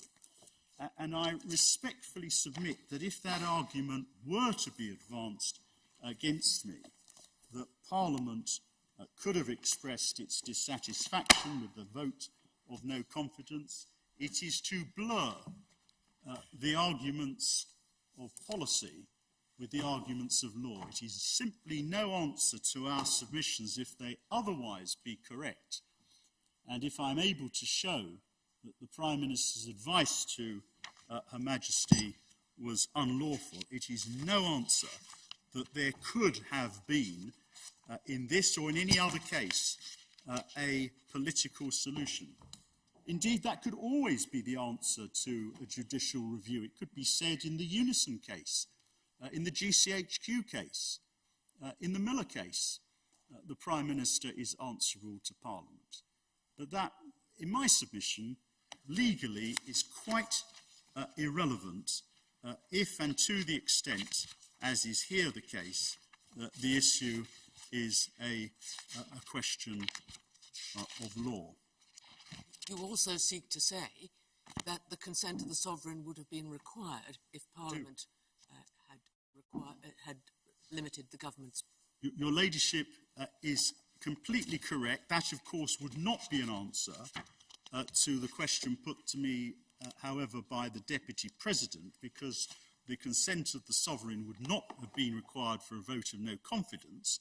But if the argument were to be put, and it is put, I think, in the Prime Minister and the Advocate General's case, that what could have happened was a bill to remove prorogation, to alter prorogation. This is put in paragraph 9 of the written case for my friends. That would not be available because a bill which touches upon the prerogatives of Her Majesty, this is the point your Ladyship's putting to me, and I respectfully agree, a bill that touches upon the prerogatives of Her Majesty cannot be brought forward in Parliament without the consent of Her Majesty. And Her Majesty, of course, would be advised as to whether to give consent by the Prime Minister. The authority for that is Authorities Bundle, Miller Bundle, number 5, tab number 73. And it appears behind tab 73 in Bundle 5. This is from Erskine May, the latest edition of Erskine May. And the relevant paragraph of Erskine May is at paragraph 30.79. And that says, bills affecting the royal prerogative require the Queen's consent. And that's a well-established principle. I mean, what happens in practice, I can hand this in if the court is interested. When the fixed-term Parliaments Bill came before Parliament, the second reading was preceded by the then Deputy Prime Minister telling the House of Commons, I quote, "I have it in command from Her Majesty the Queen to acquaint the House that Her Majesty, having been informed of the purport of the bill, has consented to place her prerogative, so far as it is affected by the bill, at the disposal of Parliament for the purposes of the bill." That's what happens. So in practice, no bill, as my Lady Arden points out, no bill affecting the prerogative power could have been placed before Parliament without the consent of Her Majesty, and Her Majesty would have been advised by the Prime Minister. Paragraph 54 of the Divisional Court judgment refers to examples of lengthy prorogations of Parliament in the early part of the 20th century. I am, with respect, doubtful that this court is going to be assisted, much if at all, by detailed submissions on the very different circumstances in 1930, 1914, or 1901. If it matters, we respectfully submit that there is no evidence that we found that the length of the prorogation in those cases was dictated by a wish to avoid parliamentary scrutiny. And of course, those examples all occurred long before modern judicial review, in particular the GCHQ case, recognising the exercise of prerogative powers was open to legal challenge. The 1949 example that is given by my friends, where there were very short sessions of Parliament, was to ensure that the provisions of the Parliament Act 1911 could be implemented. That was not designed to prevent Parliament from acting. It was intended to allow Parliament to act to implement the Parliament Act 1949. But again... Intended to allow the House of Commons to act. Well, indeed, which Not was, Parliament. which was permitted under the 1911 Act, as this court, I think my lady the President was a member of the court in Jackson. I was indeed, yes. The court addressed that thorny constitutional issues. But that, of course, was 1949, again, long before GCHQ, and we respectfully doubt that the court is much assisted by analysis of what could have been possibly legal challenges in very different circumstances. May I then turn to justiciability?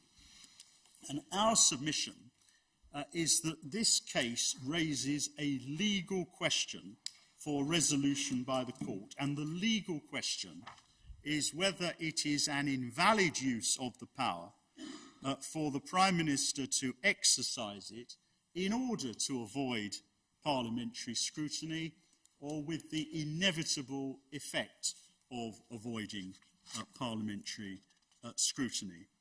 Again, I rely on the academic analysis. I rely on the analysis by Professor Mark Elliott, which is in Supplemental Authorities, Volume 1, at tab number 15.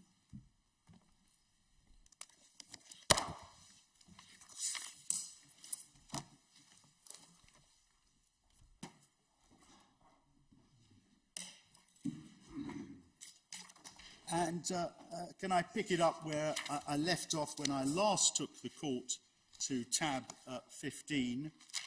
It's on the third page of Professor Mark Elliott's analysis. The court sees at the end, incidentally, who Professor Elliott is. He's Professor of Public Law, Deputy Chair of the Faculty of Law at the University of Cambridge, Fellow of St Catherine's College. He also served for 4 years as the legal advisor to the House of Lords Select Committee on the Constitution. And on the third page, in the final paragraph, the court sees that leads on to the question whether, notwithstanding all of the foregoing, the issues are non-justiciable. The answer to that question, an answer that largely follows from the foregoing analysis, is surely no. This is so because of what, once the issues are clearly understood, the court does not need to do in order to answer the relevant legal question. Paul Craig has correctly pointed out, that's Supplementary Authorities tab 13, that it's misconceived to suppose that the exercise of the prorogation power necessarily involves matters of high policy. Its exercise is almost always mundane. And he says it's possible to go even further in the present context and argue the issue at stake is justiciable because it doesn't, in the first place, raise any question for judicial determination upon which an argument of non-justiciability could bite. Such questions could, at least in theory, arise if a court were asked to rule on whether 3 days or 5 days would be reasonable and so lawful duration.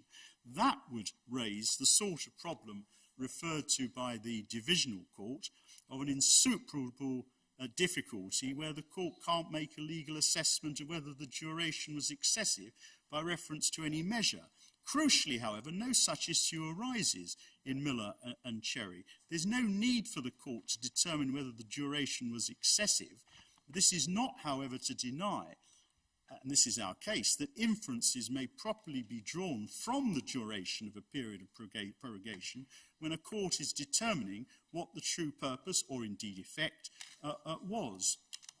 And the government's position is the government wanted to open a new session of Parliament, hold a Queen's speech. This signally fails to explain why such an abnormally long period of prorogation has been chosen and gives rise to an inference in improper purposes at stake. Thus, far from requiring the court to determine whether the duration is excessive, the issue requires the court only to determine whether to begin with, prorogation was undertaken for a purpose that was legally impermissible because it lies outside the range of purposes for which the power can lawfully be deployed. And that's the Padfield point, with the intention or effect of frustrating the legal principle of parliamentary sovereignty. This is a crisp question of constitutional law, says Professor Elliott, concerning the scope of the discretionary power to prorogue, as distinct from a question about whether discretion has been lawfully exercised. Such a question of law about the scope of the executive's legal powers is manifestly, says Professor Elliott, one that lies within the field of matters with which the courts can properly deal. And then I draw the court's attention to the following paragraph, which adds some further supplementary reasoning, which I won't read out, only in the interest. It doesn't really address the authorities on the subject. Again, it's slightly frustrating to hear a very eminent academic holding forth, but without actually any reference to the authorities on the limits of review of the prerogative power. The authorities to which I'm coming recognise in my submission that where one is dealing with a question of law, where one's dealing with the question of whether there has been a breach of the general principles of public law, the court does have jurisdiction. And I will come briefly to the authorities. I would have thought that was slightly more useful than with respect to Professor Elliott, because this is, to my mind, one of the really difficult issues we have to grapple with. It is. What are the limits of review in relation to the prerogative? Well, I just want to show you, Lordship, because it is interesting in a field of constitutional law just what approach is taken by the leading academics in this area. Before coming to the authorities, can I also show your Lordships what is said by Lord Mance on the question of reviewability in the context of prerogative powers in giving the FA Mann lecture. That appears in the Cherry authorities, Joanna Cherry's authorities at volume 3.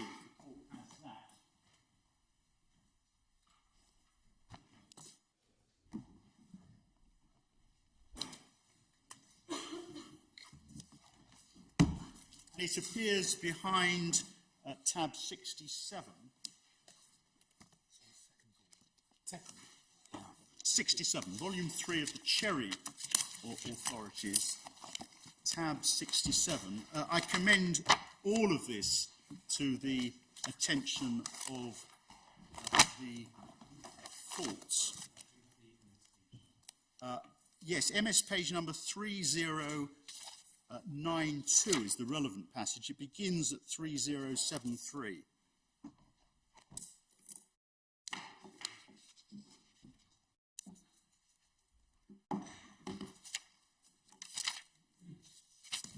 And the conclusion is at page 3092.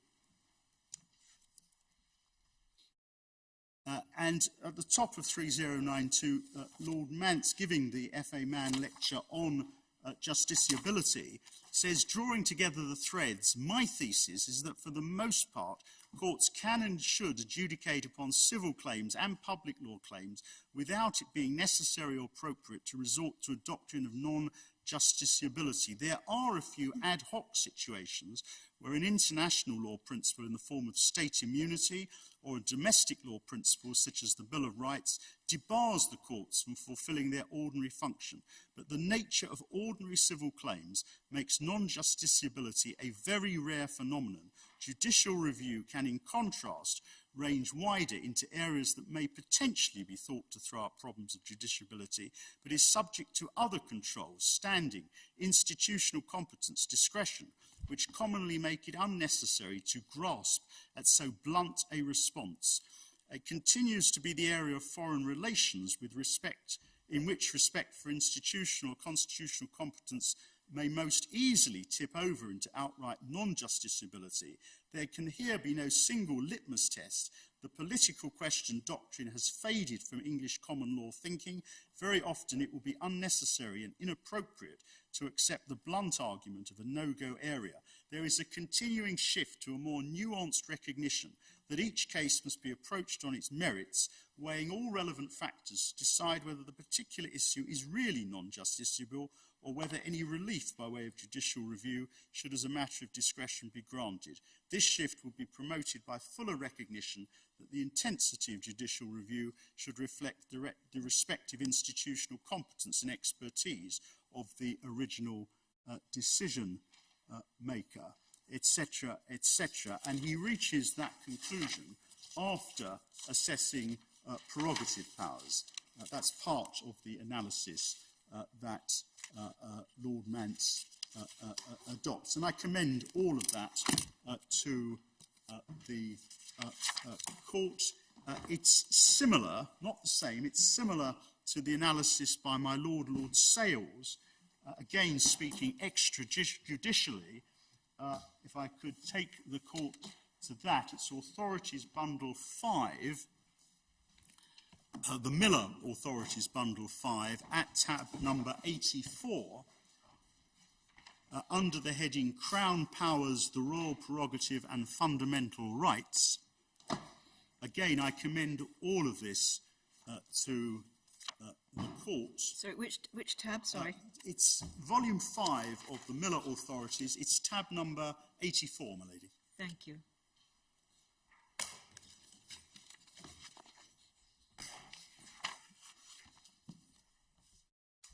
And at page 379, in the middle of the page, I just wanted to draw attention to this paragraph, although, as I say, all of it commands consideration. The most basic level of control of the Crown's prerogative powers is through the doctrine that the Crown only has such powers as are recognised by the courts. That is, the courts police the boundaries of prerogative power. The Crown's claims of constitutional authority are thus filtered through common law doctrine, much as the distinct claims of constitutional authority by another locus of constitutional power, namely claims of parliamentary privilege by Parliament, are scrutinised.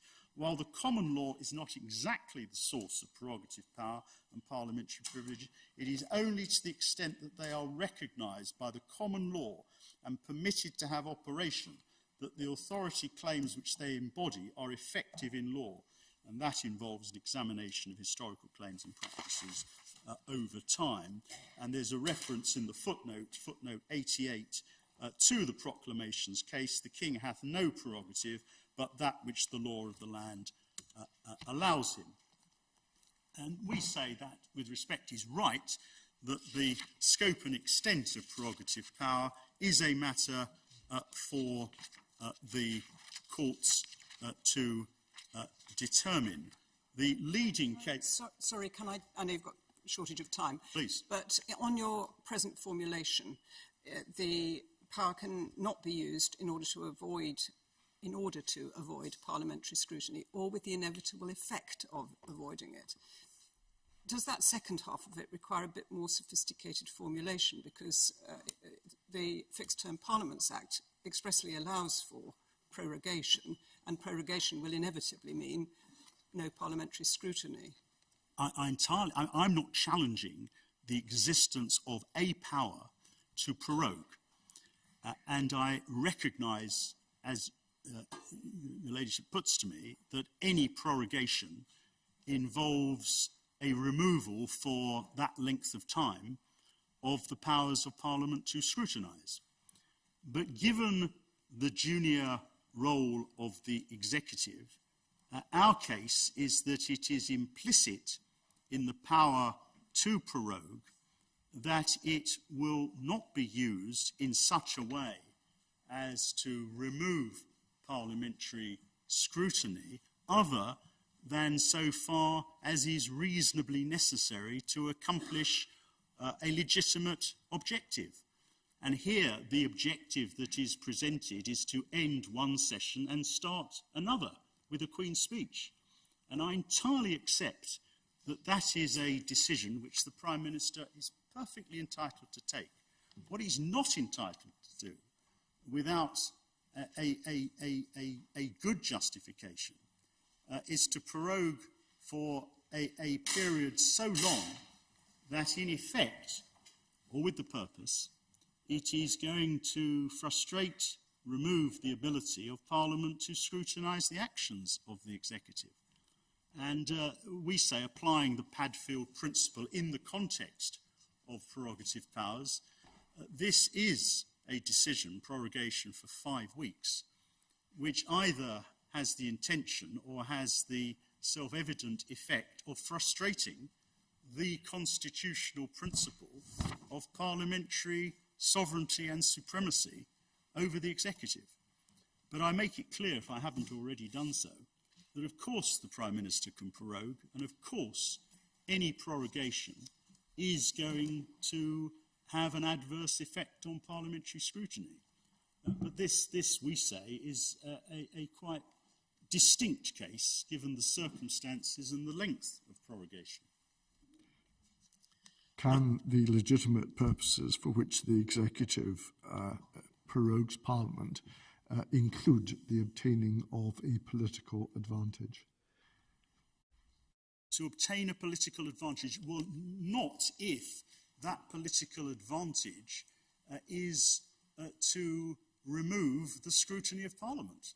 No, for the reasons that I have sought to give. That, we say, is an impermissible purpose, because it is implicit in your Lordship's formulation that the executive is seeking to remove the scrutiny of Parliament. And if that is the purpose or the effect, it is not permissible. No. I mean, obviously cases are going to depend upon their facts in this context. And one needs to look very carefully at the circumstances of any particular case. I just, in the Cherry case, reading the written cases, it seemed to be accepted by both sides that the obtaining of a political advantage could, in certain circumstances, be a legitimate measure taken by the executive. Well, if your Lordship's putting to me, if the Prime Minister thinks, and he does, that there are political advantages in having a prorogation because he wishes to end one session of Parliament and start another in order to have a Queen's speech that will set out his programme, his government's programme, of course, I have no quarrel with that. I think it depends on the species of political advantage that one's speaking of. Yes. Your essential submission is you cannot have political advantage in the form of shutting down Parliament to avoid scrutiny. Precisely. But I've accepted that it's perfectly legitimate for the Prime Minister to take the view, as he does, that it's time to have a Queen's speech. And in order to have a Queen's speech, you need to prorogue Parliament in order to have a new session. I have no quarrel with that. But that's a very different matter, as my Lord Kerr puts it. It's a very different matter from saying what I want to do is to have a prorogation of an exceptional length of time for the purpose or with the effect of closing down Parliament so that it cannot scrutinise the conduct of the executive. That's a very different matter. And it's a vital distinction. And I'm not asking the court to go wider than the circumstances of this unique case. The authorities, my Lord Carmouth rightly says I need to address the authorities. The leading authority is volume 4, tab 47. That's the Shergill authority, Shergill and Caira. Volume 4 of the Miller authority at tab number 47.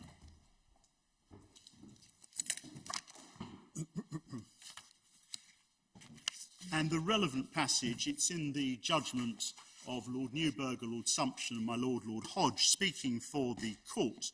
Tab 47, paragraph 41,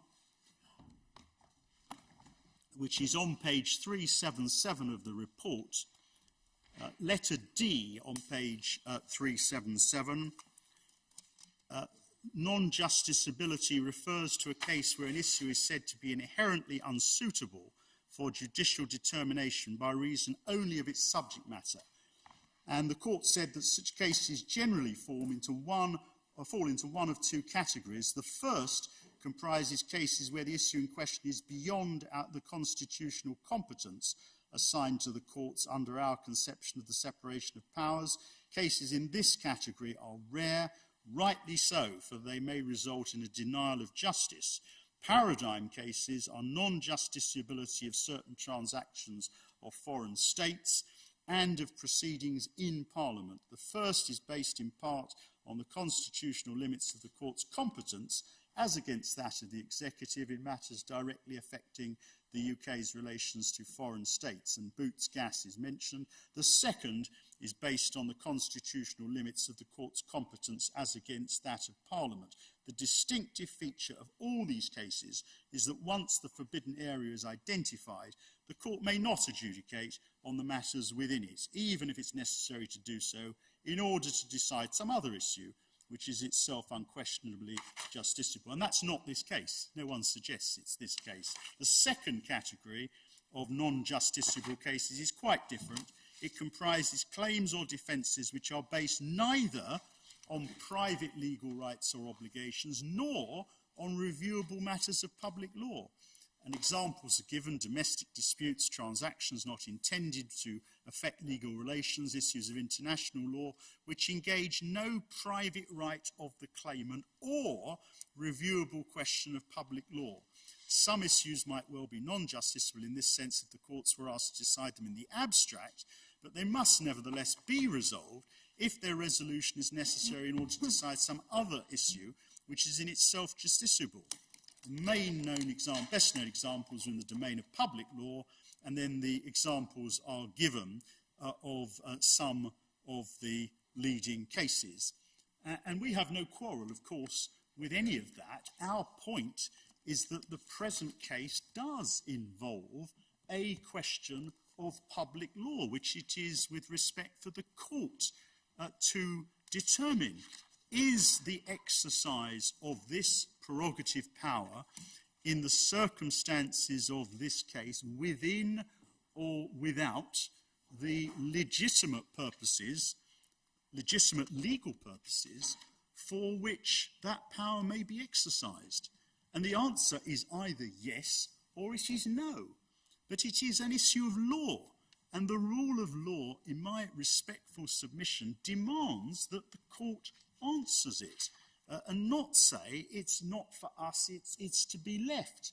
It's for the discretion of the minister.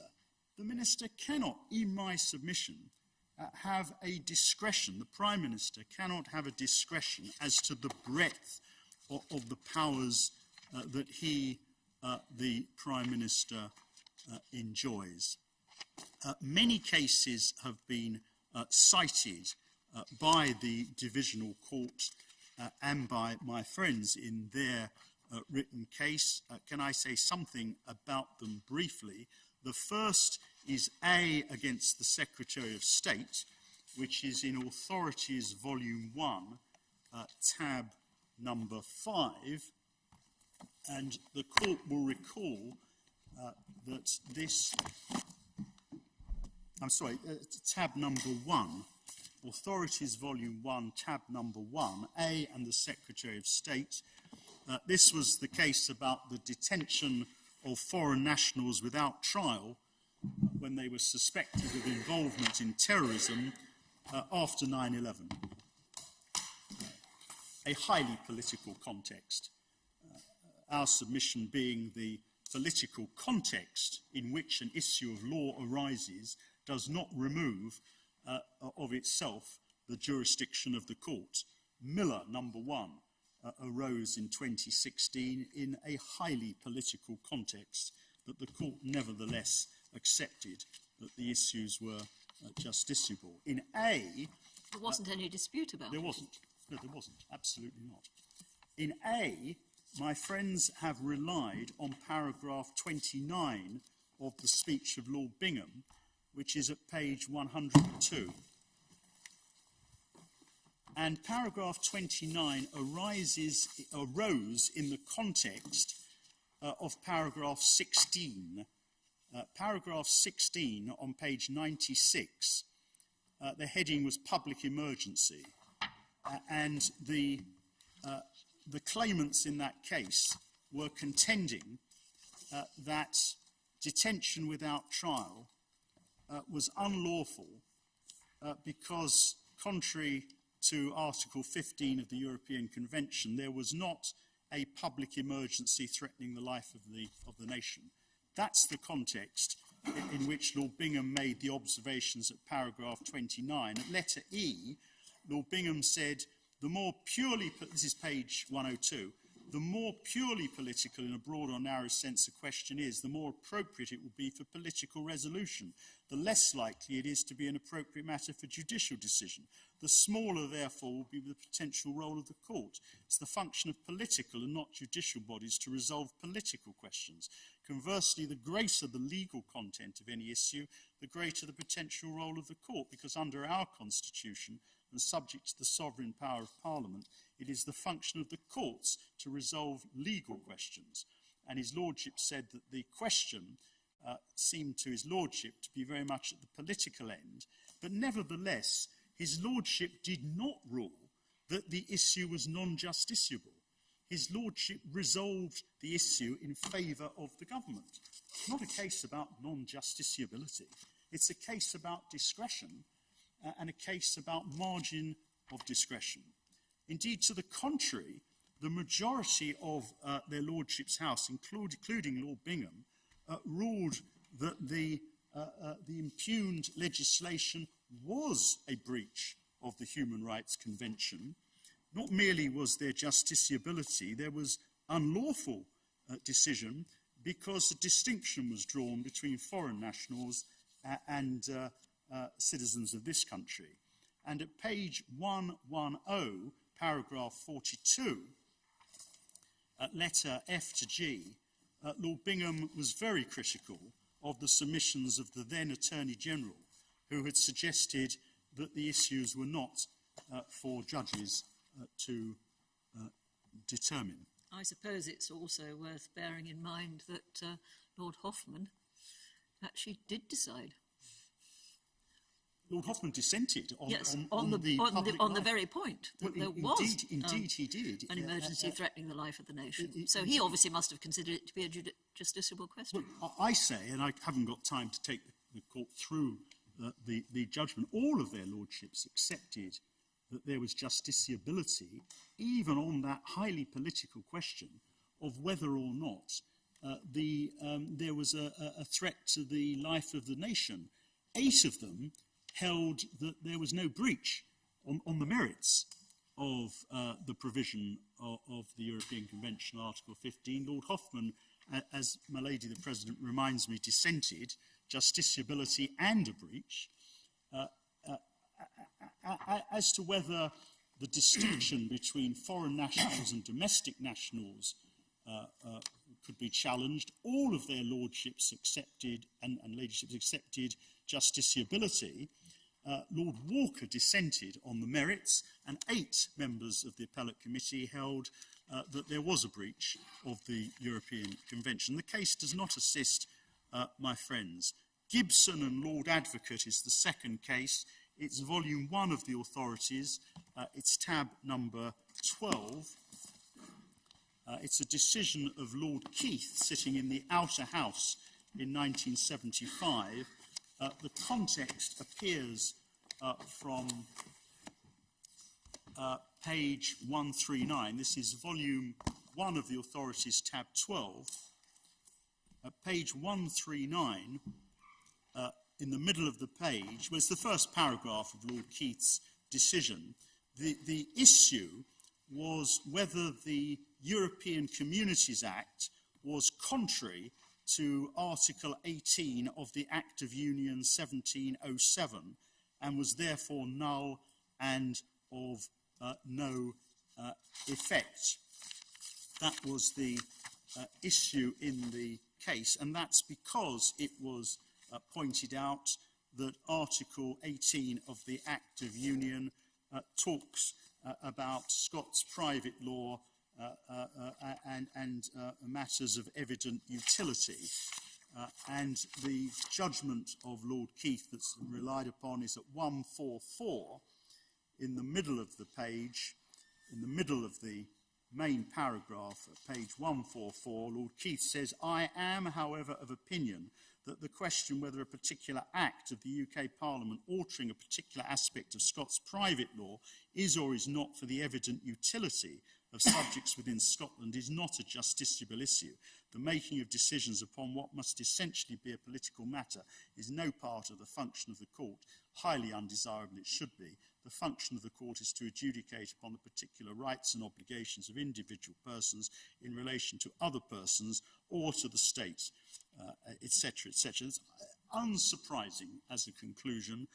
I would respectfully qualify Lord Keith's analysis if it is suggested that the court's only function is to adjudicate upon the particular rights and obligations of individual persons, because judicial review has long since proceeded further than that in relation to challenges as in Miller, as in Fire Brigades Union, are to the legality of policies, decisions which have an effect on the community at large, including the individual applicant. Then there's Robinson, which is Authorities, Volume 4 of the Miller Authorities, tab 46. This was the Northern Ireland case involving the question of whether or not the First Minister and the Deputy First Minister could be appointed more than 6 weeks after the relevant date. And what is relied upon is paragraph 12 on page 398. My friends rely upon that, where Lord Bingham said matters of potentially great importance are left to the judgment of political leaders or of the Crown, where constitutional arrangements retain scope for the exercise of political judgment. They permit a flexible response. We point out that that was not a finding of non-justiciability. Far from it. See paragraph 11, where His Lordship referred to the 1998 Act and then added, but the provision should, consistently with the language used, be interpreted generously and purposively, bearing in mind the values which the constitutional provisions are intended to embody. The case of Wheeler is at volume 4, tab 48. My Lord Sales played a role here as one of the counsel for the defendants. The context, and I don't have time to go into this in detail, the context is at paragraphs 25 and 26 that Mr. Wheeler was complaining that there'd been a promise to have a referendum in relation to constitutional treaties, and he said that should apply to the Lisbon Treaty, and entirely understandably, the court was unimpressed with the suggestion that it could rule that there had been a breach of a legitimate expectation in this, in that context. What was legitimate? In what circumstances could the Prime Minister depart for good reason from any expectation? Standard questions in legitimate expectation law simply could not be applied in that context. Similarly, the case of Maclean, Authorities Volume 1, tab 16, a judgment of my Lord Sales.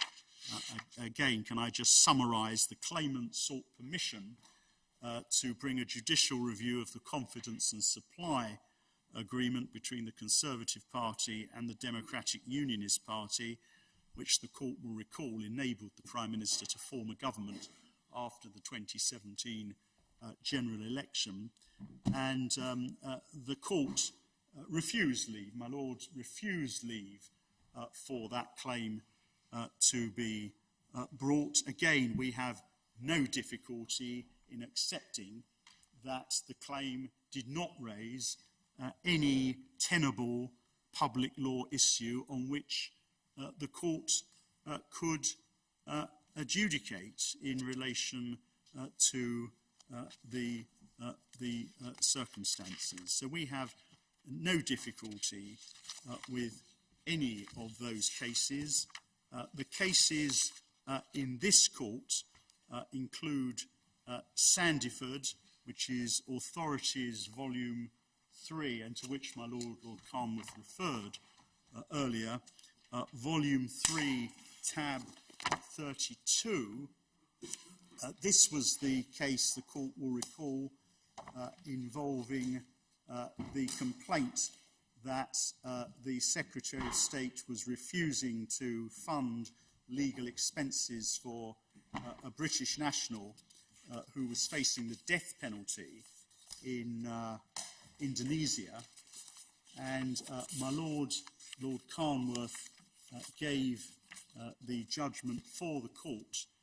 My Lord, at paragraph 50, which is on page 2712, referred to the Abbasi case, referred to the GCHQ case, and picking it up at paragraph 52, your Lordship said, for the court's role is dependent on the nature and the subject matter of the power or its exercise, particularly on whether the subject matter is justiciable.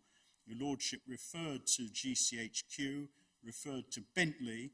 Bentley, of course, was the case where there was a challenge in 1994, was it 1993, to the refusal of the Home Secretary to grant a retrospective pardon to Derek Bentley, and the Divisional Court held that that decision was unlawful. Your Lordship said in GCHQ, Lord Roskill suggested as prerogative powers which would not be justiciable, those relating to the making of treaties, defence of the realm, prerogative of mercy, grant of honours, dissolution of Parliament, appointment of ministers. Even so, it has been held that a decision to refuse to issue any pardon based on a failure to identify the possibility in law of a conditional pardon may be reviewable. It's been held that a decision to refuse to issue a passport is reviewable. In the present case, there's been no dispute the Secretary of State, in accordance with his published policies and established practice, has some responsibility for British citizens facing capital charges abroad, nor that his exercise of the responsibility is subject to review by the courts in accordance with the principles outlined in Abbasi. It's common ground. He has a wide discretion in the formulation and application of that policy. The issues turn on the restrictions on which he is entitled to place on that policy and on its application to the appellant's case. So even in that foreign policy context, there was no dispute, and the court was content to proceed on the basis that a prerogative power could be reviewable. I mean, it was given jointly with Lord Mance, actually, for the record, but I was... Yes, Your Lord, I apologise. We did discuss at paragraph 60 and following the differences between review of a statutory power and a prerogative power. We certainly suggested there were different principles applying because of the lack of a text within which one was reviewed. Absolutely, and that's why I accept it is more difficult to apply a Padfield principle in the context of a prerogative power. But the exercise I submit is a very similar exercise. It is necessary to identify, by reference to the common law constitutional principles, what are the purposes for which this power has been conferred on the Prime Minister. And in this case, the present cases, I say there is a very clear constitutional law principle which vitally informs the exercise that the court is being invited to carry out, which is to identify whether this exercise of the power frustrates the purposes for which the power has been conferred. Other cases will raise their own problems, and we are only concerned, obviously, with the circumstances of this case. But I recognise the difficulty.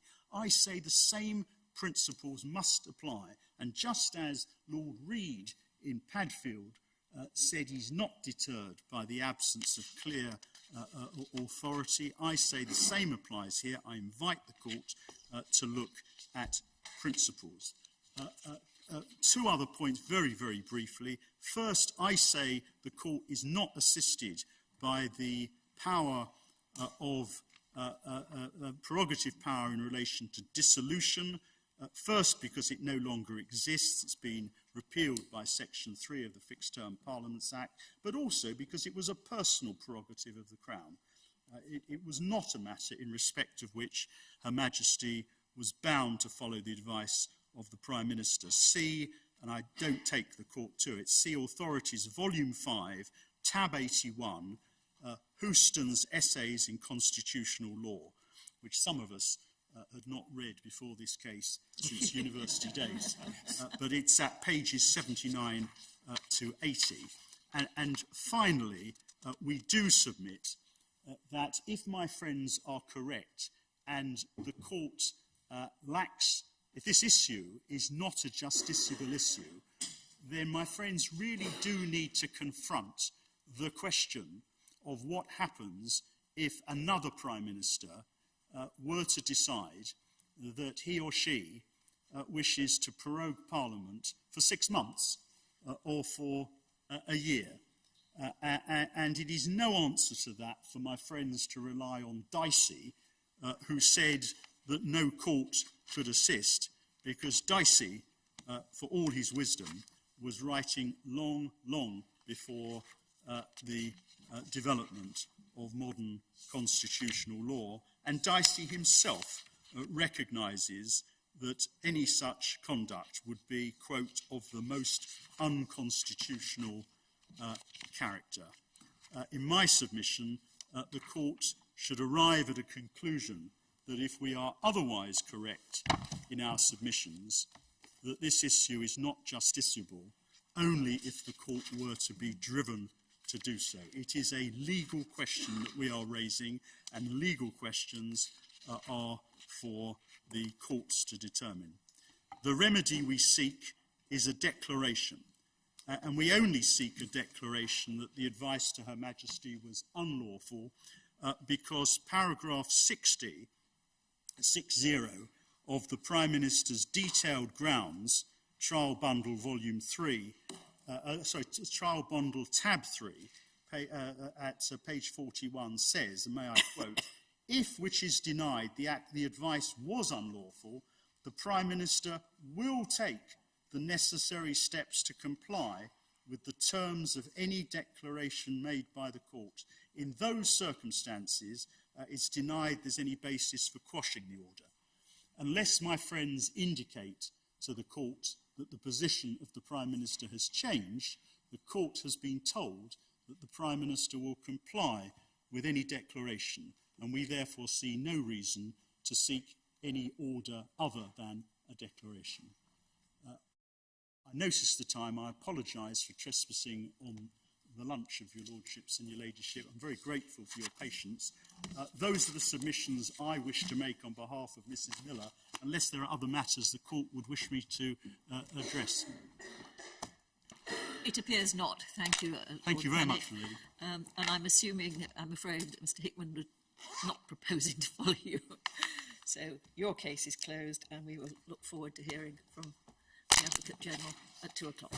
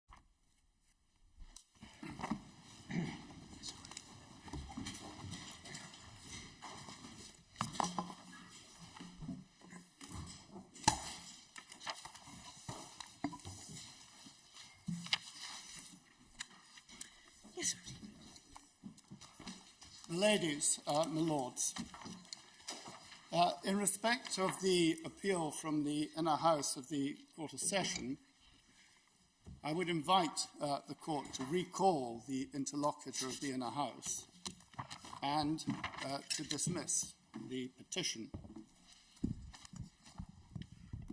In addressing the court, I'm conscious that there are issues both of fact and law that require to be touched upon. And as my learned friend, Lord Pannick observed in his opening, it is intended that to a substantial extent, my learned friend, Sir James Eadie, will address the detailed aspects of the authorities and law applying in respect of justiciability. Nevertheless, it's a topic upon which I will have to encroach to some extent in order to complete my submissions. I also have to anticipate the case to be made in this appeal by my learned friend, Mr. O'Neill, and your lordships will have had the opportunity to see his written case that perhaps goes beyond, in some contexts, the decision of the inner house itself. So what I would like to do at the outset is to identify those areas, 3 areas, where we are in agreement with the decision of the inner house, or at least the majority opinion in the inner house. And the first matter that I would seek to address is this. The inner house accepted that the determination of this case does not depend upon the particular terms of the claim of right or any speciality of Scots constitutional law. That was the opinion of the Lord President, to be found at paragraph 51 of his opinion, which is at MS 1209.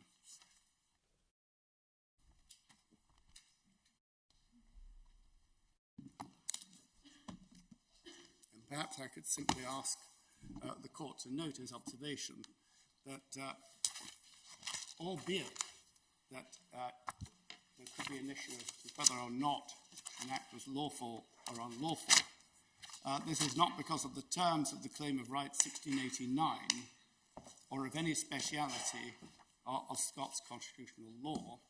It follows from the application of the common law, informed by applying the principles of democracy and the rule of law. And he refers there to the Lord Hodge in the case of Mern. To the same effect is Lord Brodie at paragraph 81 of the Inner House judgment, which is at MS 1226.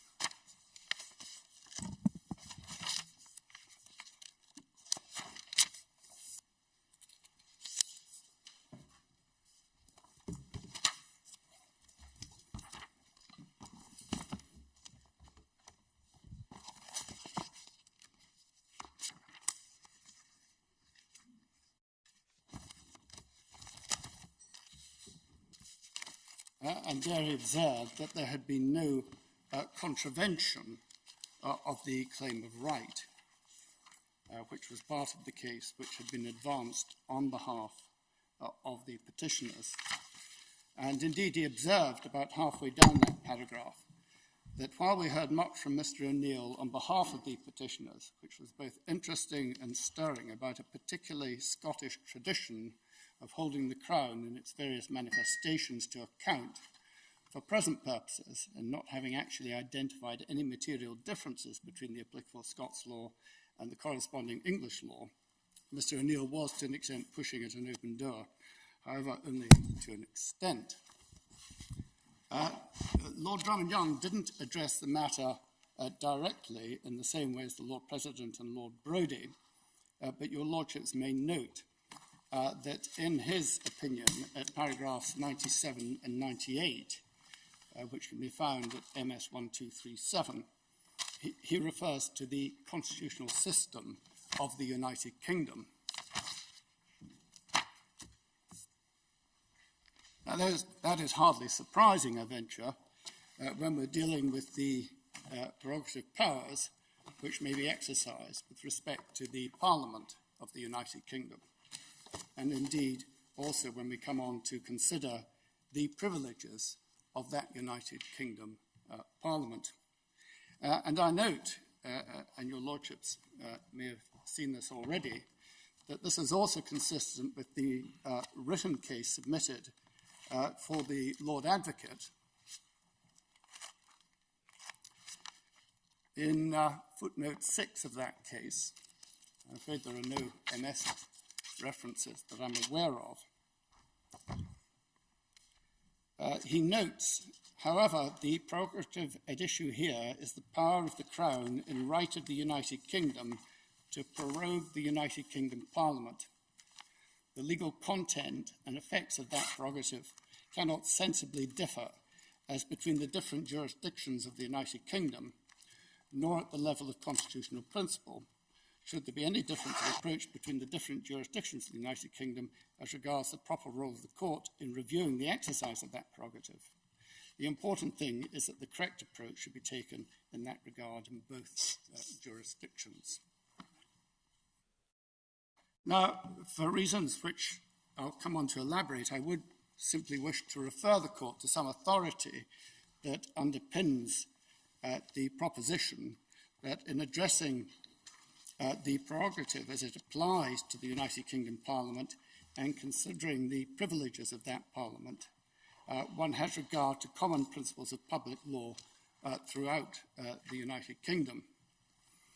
I just note in passing that the matter was addressed in the case of Burma Oil against the Lord Advocate as long ago as 1965, when the court observed that it would be highly unusual, if not surprising, if the application of these matters differed as between the north and the south bank of the Tweed. I would also refer to the case of Adams against Guardian newspapers, which was an outer house case in which the judgment was given by Lord Reed. That can be found at MS 1325. And there, at paragraph 13 of that judgment,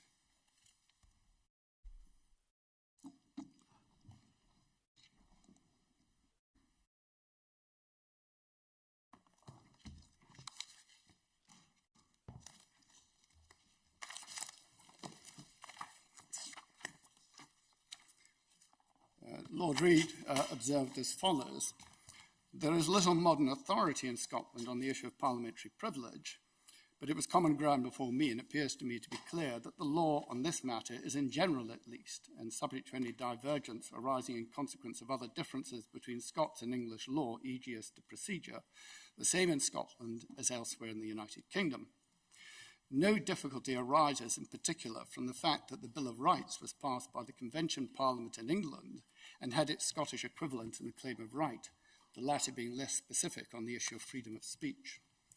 As Mitchell, in his work on constitutional law, explains, doctrines of parliamentary privilege were more fully developed in 1707 in England than in Scotland, and it was therefore natural that the greater should be accepted as the basis of the privileges of the Union Parliament, quite apart from the natural tendency of that Parliament to refer to precedents which were familiar to the majority of its members. And that judgment was in turn approved in the case of Coulson against Her Majesty's Advocate, a decision of the High Court of Justice, essentially the equivalent of the Criminal Court of Appeal, in 2015. I should say that there are also echoes in my Lord Reed's observations of the evidence which the late Lord Roger, in his capacity as Lord President of the Court of Session, and Sir Robert Carswell, in his then capacity as Chief Justice of Northern Ireland, gave to the Joint Committee on Parliamentary Privileges, where they made clear that they were convinced that the law would be interpreted in Scotland and Northern Ireland to reflect closely the interpretations placed upon parliamentary privilege by the English courts. So it is quite clear that the decision in the Inner House and the divisional court decision in Miller did not result from any substantive difference between English law and Scots law, because as the Inner House held, in this context, there simply wasn't any such difference to be relied upon. My lady, my lords, the second matter of agreement with the Inner House is that the prorogation of Parliament does not have a direct consequence on individual rights. And the Inner House rejected the petitioner's argument that the issue was rendered justiciable on that basis. The Lord President addressed the matter at paragraph 59 of his judgment, which can be found at MS 1212.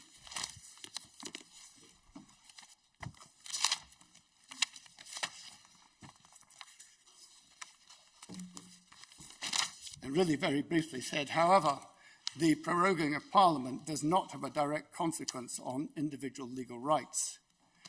The issue is not justiciable on that basis, and the petitioner's argument to the opposite effect on this point is rejected.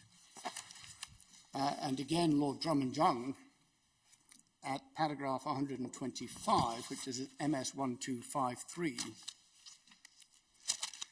simply observed, finally, I should express concurrence with the views of your Lordship and the Chair on the question of redaction of documents supplied and the proposition that proroguing Parliament does not have a direct effect on individual legal rights. So again, I seek to put that issue to one side, albeit it may re-emerge as my learned friend Mr. O'Neill presents his submissions to the court in light of his written case. The third matter of agreement with respect to the Inner House is the acceptance by a majority of their lordships that a principle of non-justiciability exists in public law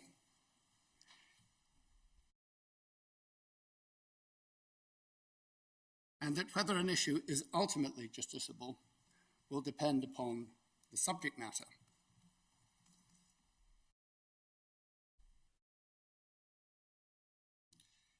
And that can be found, first of all, in the opinion of the Lord President at paragraph 50, which is at MS 1208.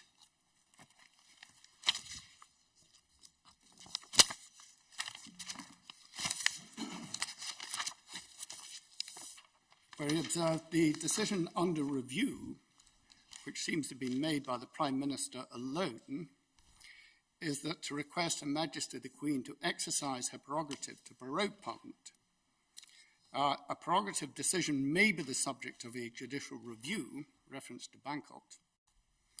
Whether the issue is ultimately justiciable will depend upon the subject matter, and a reference there to Lord Scarman and Lord Roskell in the GCHQ case. To similar effect, we find Lord Brodie at paragraphs 83 to 85 of his opinion, that's at MS 1226.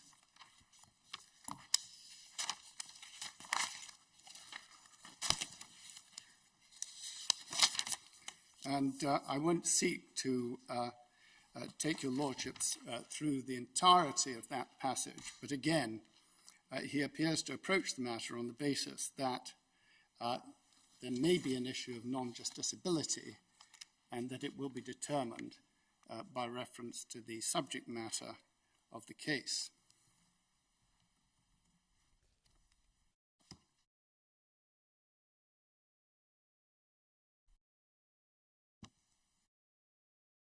In particular, at paragraph 84, he also made reference to the Sanderford decision that was mentioned by my learned friend, Lord Pannick.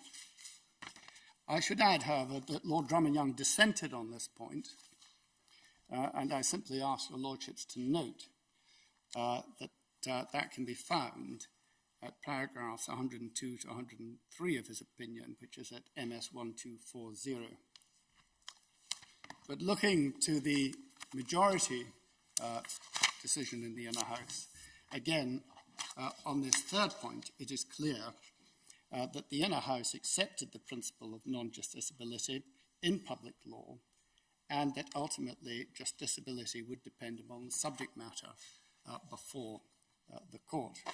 And that, I would venture, is clearly consistent with extensive authority, which is set out in our written case, essentially from paragraph 55 onwards, and which my learned friend, Sir James Eadie, will address in due course and in more detail.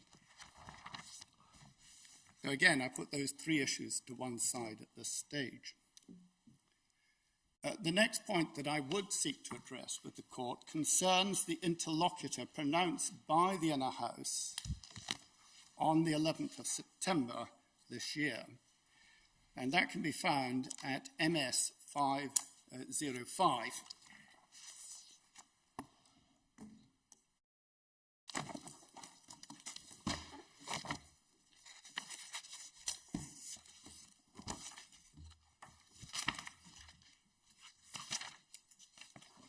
And if I might refer the court in particular to part 4 of the interlocutor, which was pronounced after they had reversed the decision of the Lord Ordinary and allowed the reclaiming motion. And it is in these terms: find and declare that the advice to prorogue Parliament on a day between 9th and 12th September until 14th October 2019, and hence any prorogation which followed thereon, is unlawful, and thus null and of no effect, and discern. Now, insofar as the Inner House seek to declare the prorogation unlawful, I will take no issue with their order. But insofar as they purport to declare that prorogation is null and of no effect, I submit that they've simply gone where the court could not go. As your lordships will be aware, prorogation may be by the sovereign in person. That has not happened in recent years. I believe the last sovereign to prorogue Parliament in person was William IV.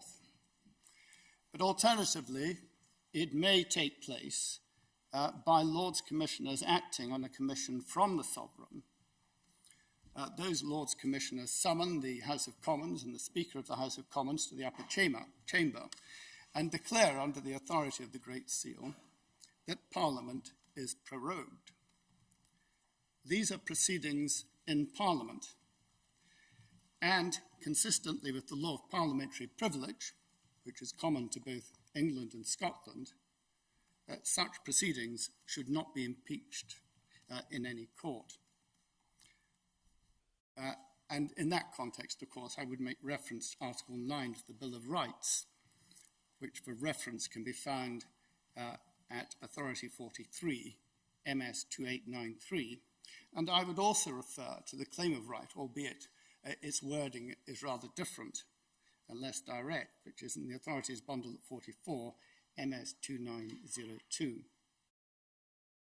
So my submission at this stage is that on any view, Part 4 of the Inner House interlocutor must be recalled. And I understand it's quite a difficult concept, isn't it, Lord Keane? This is unlawful, but it's valid. It is because the courts are not to cross the boundaries and intrude upon the proceedings in Parliament. They may make the appropriate declarator, and I would take up a point mentioned towards the end of his submission by my learned friend, Lord Pannick. If this court finds that the advice of the Prime Minister was unlawful, the Prime Minister will take all necessary steps to comply with any declaration made by the court. And that is the appropriate way in which this matter should be addressed. Well, that dispenses with the problem, you might say. Well, indeed. And I understand that, in fact, the Speaker's Council that as far as they're concerned, Parliament is prorogued at the present time, and it is to dispense with any debate over that issue that I draw particular attention to Part 4 of the Inner House Interlocutor, because it generates debate as to whether or not Parliament should or should not be sitting at the present time. We have got an awful lot to think about in this case, have we not, Lord Keane?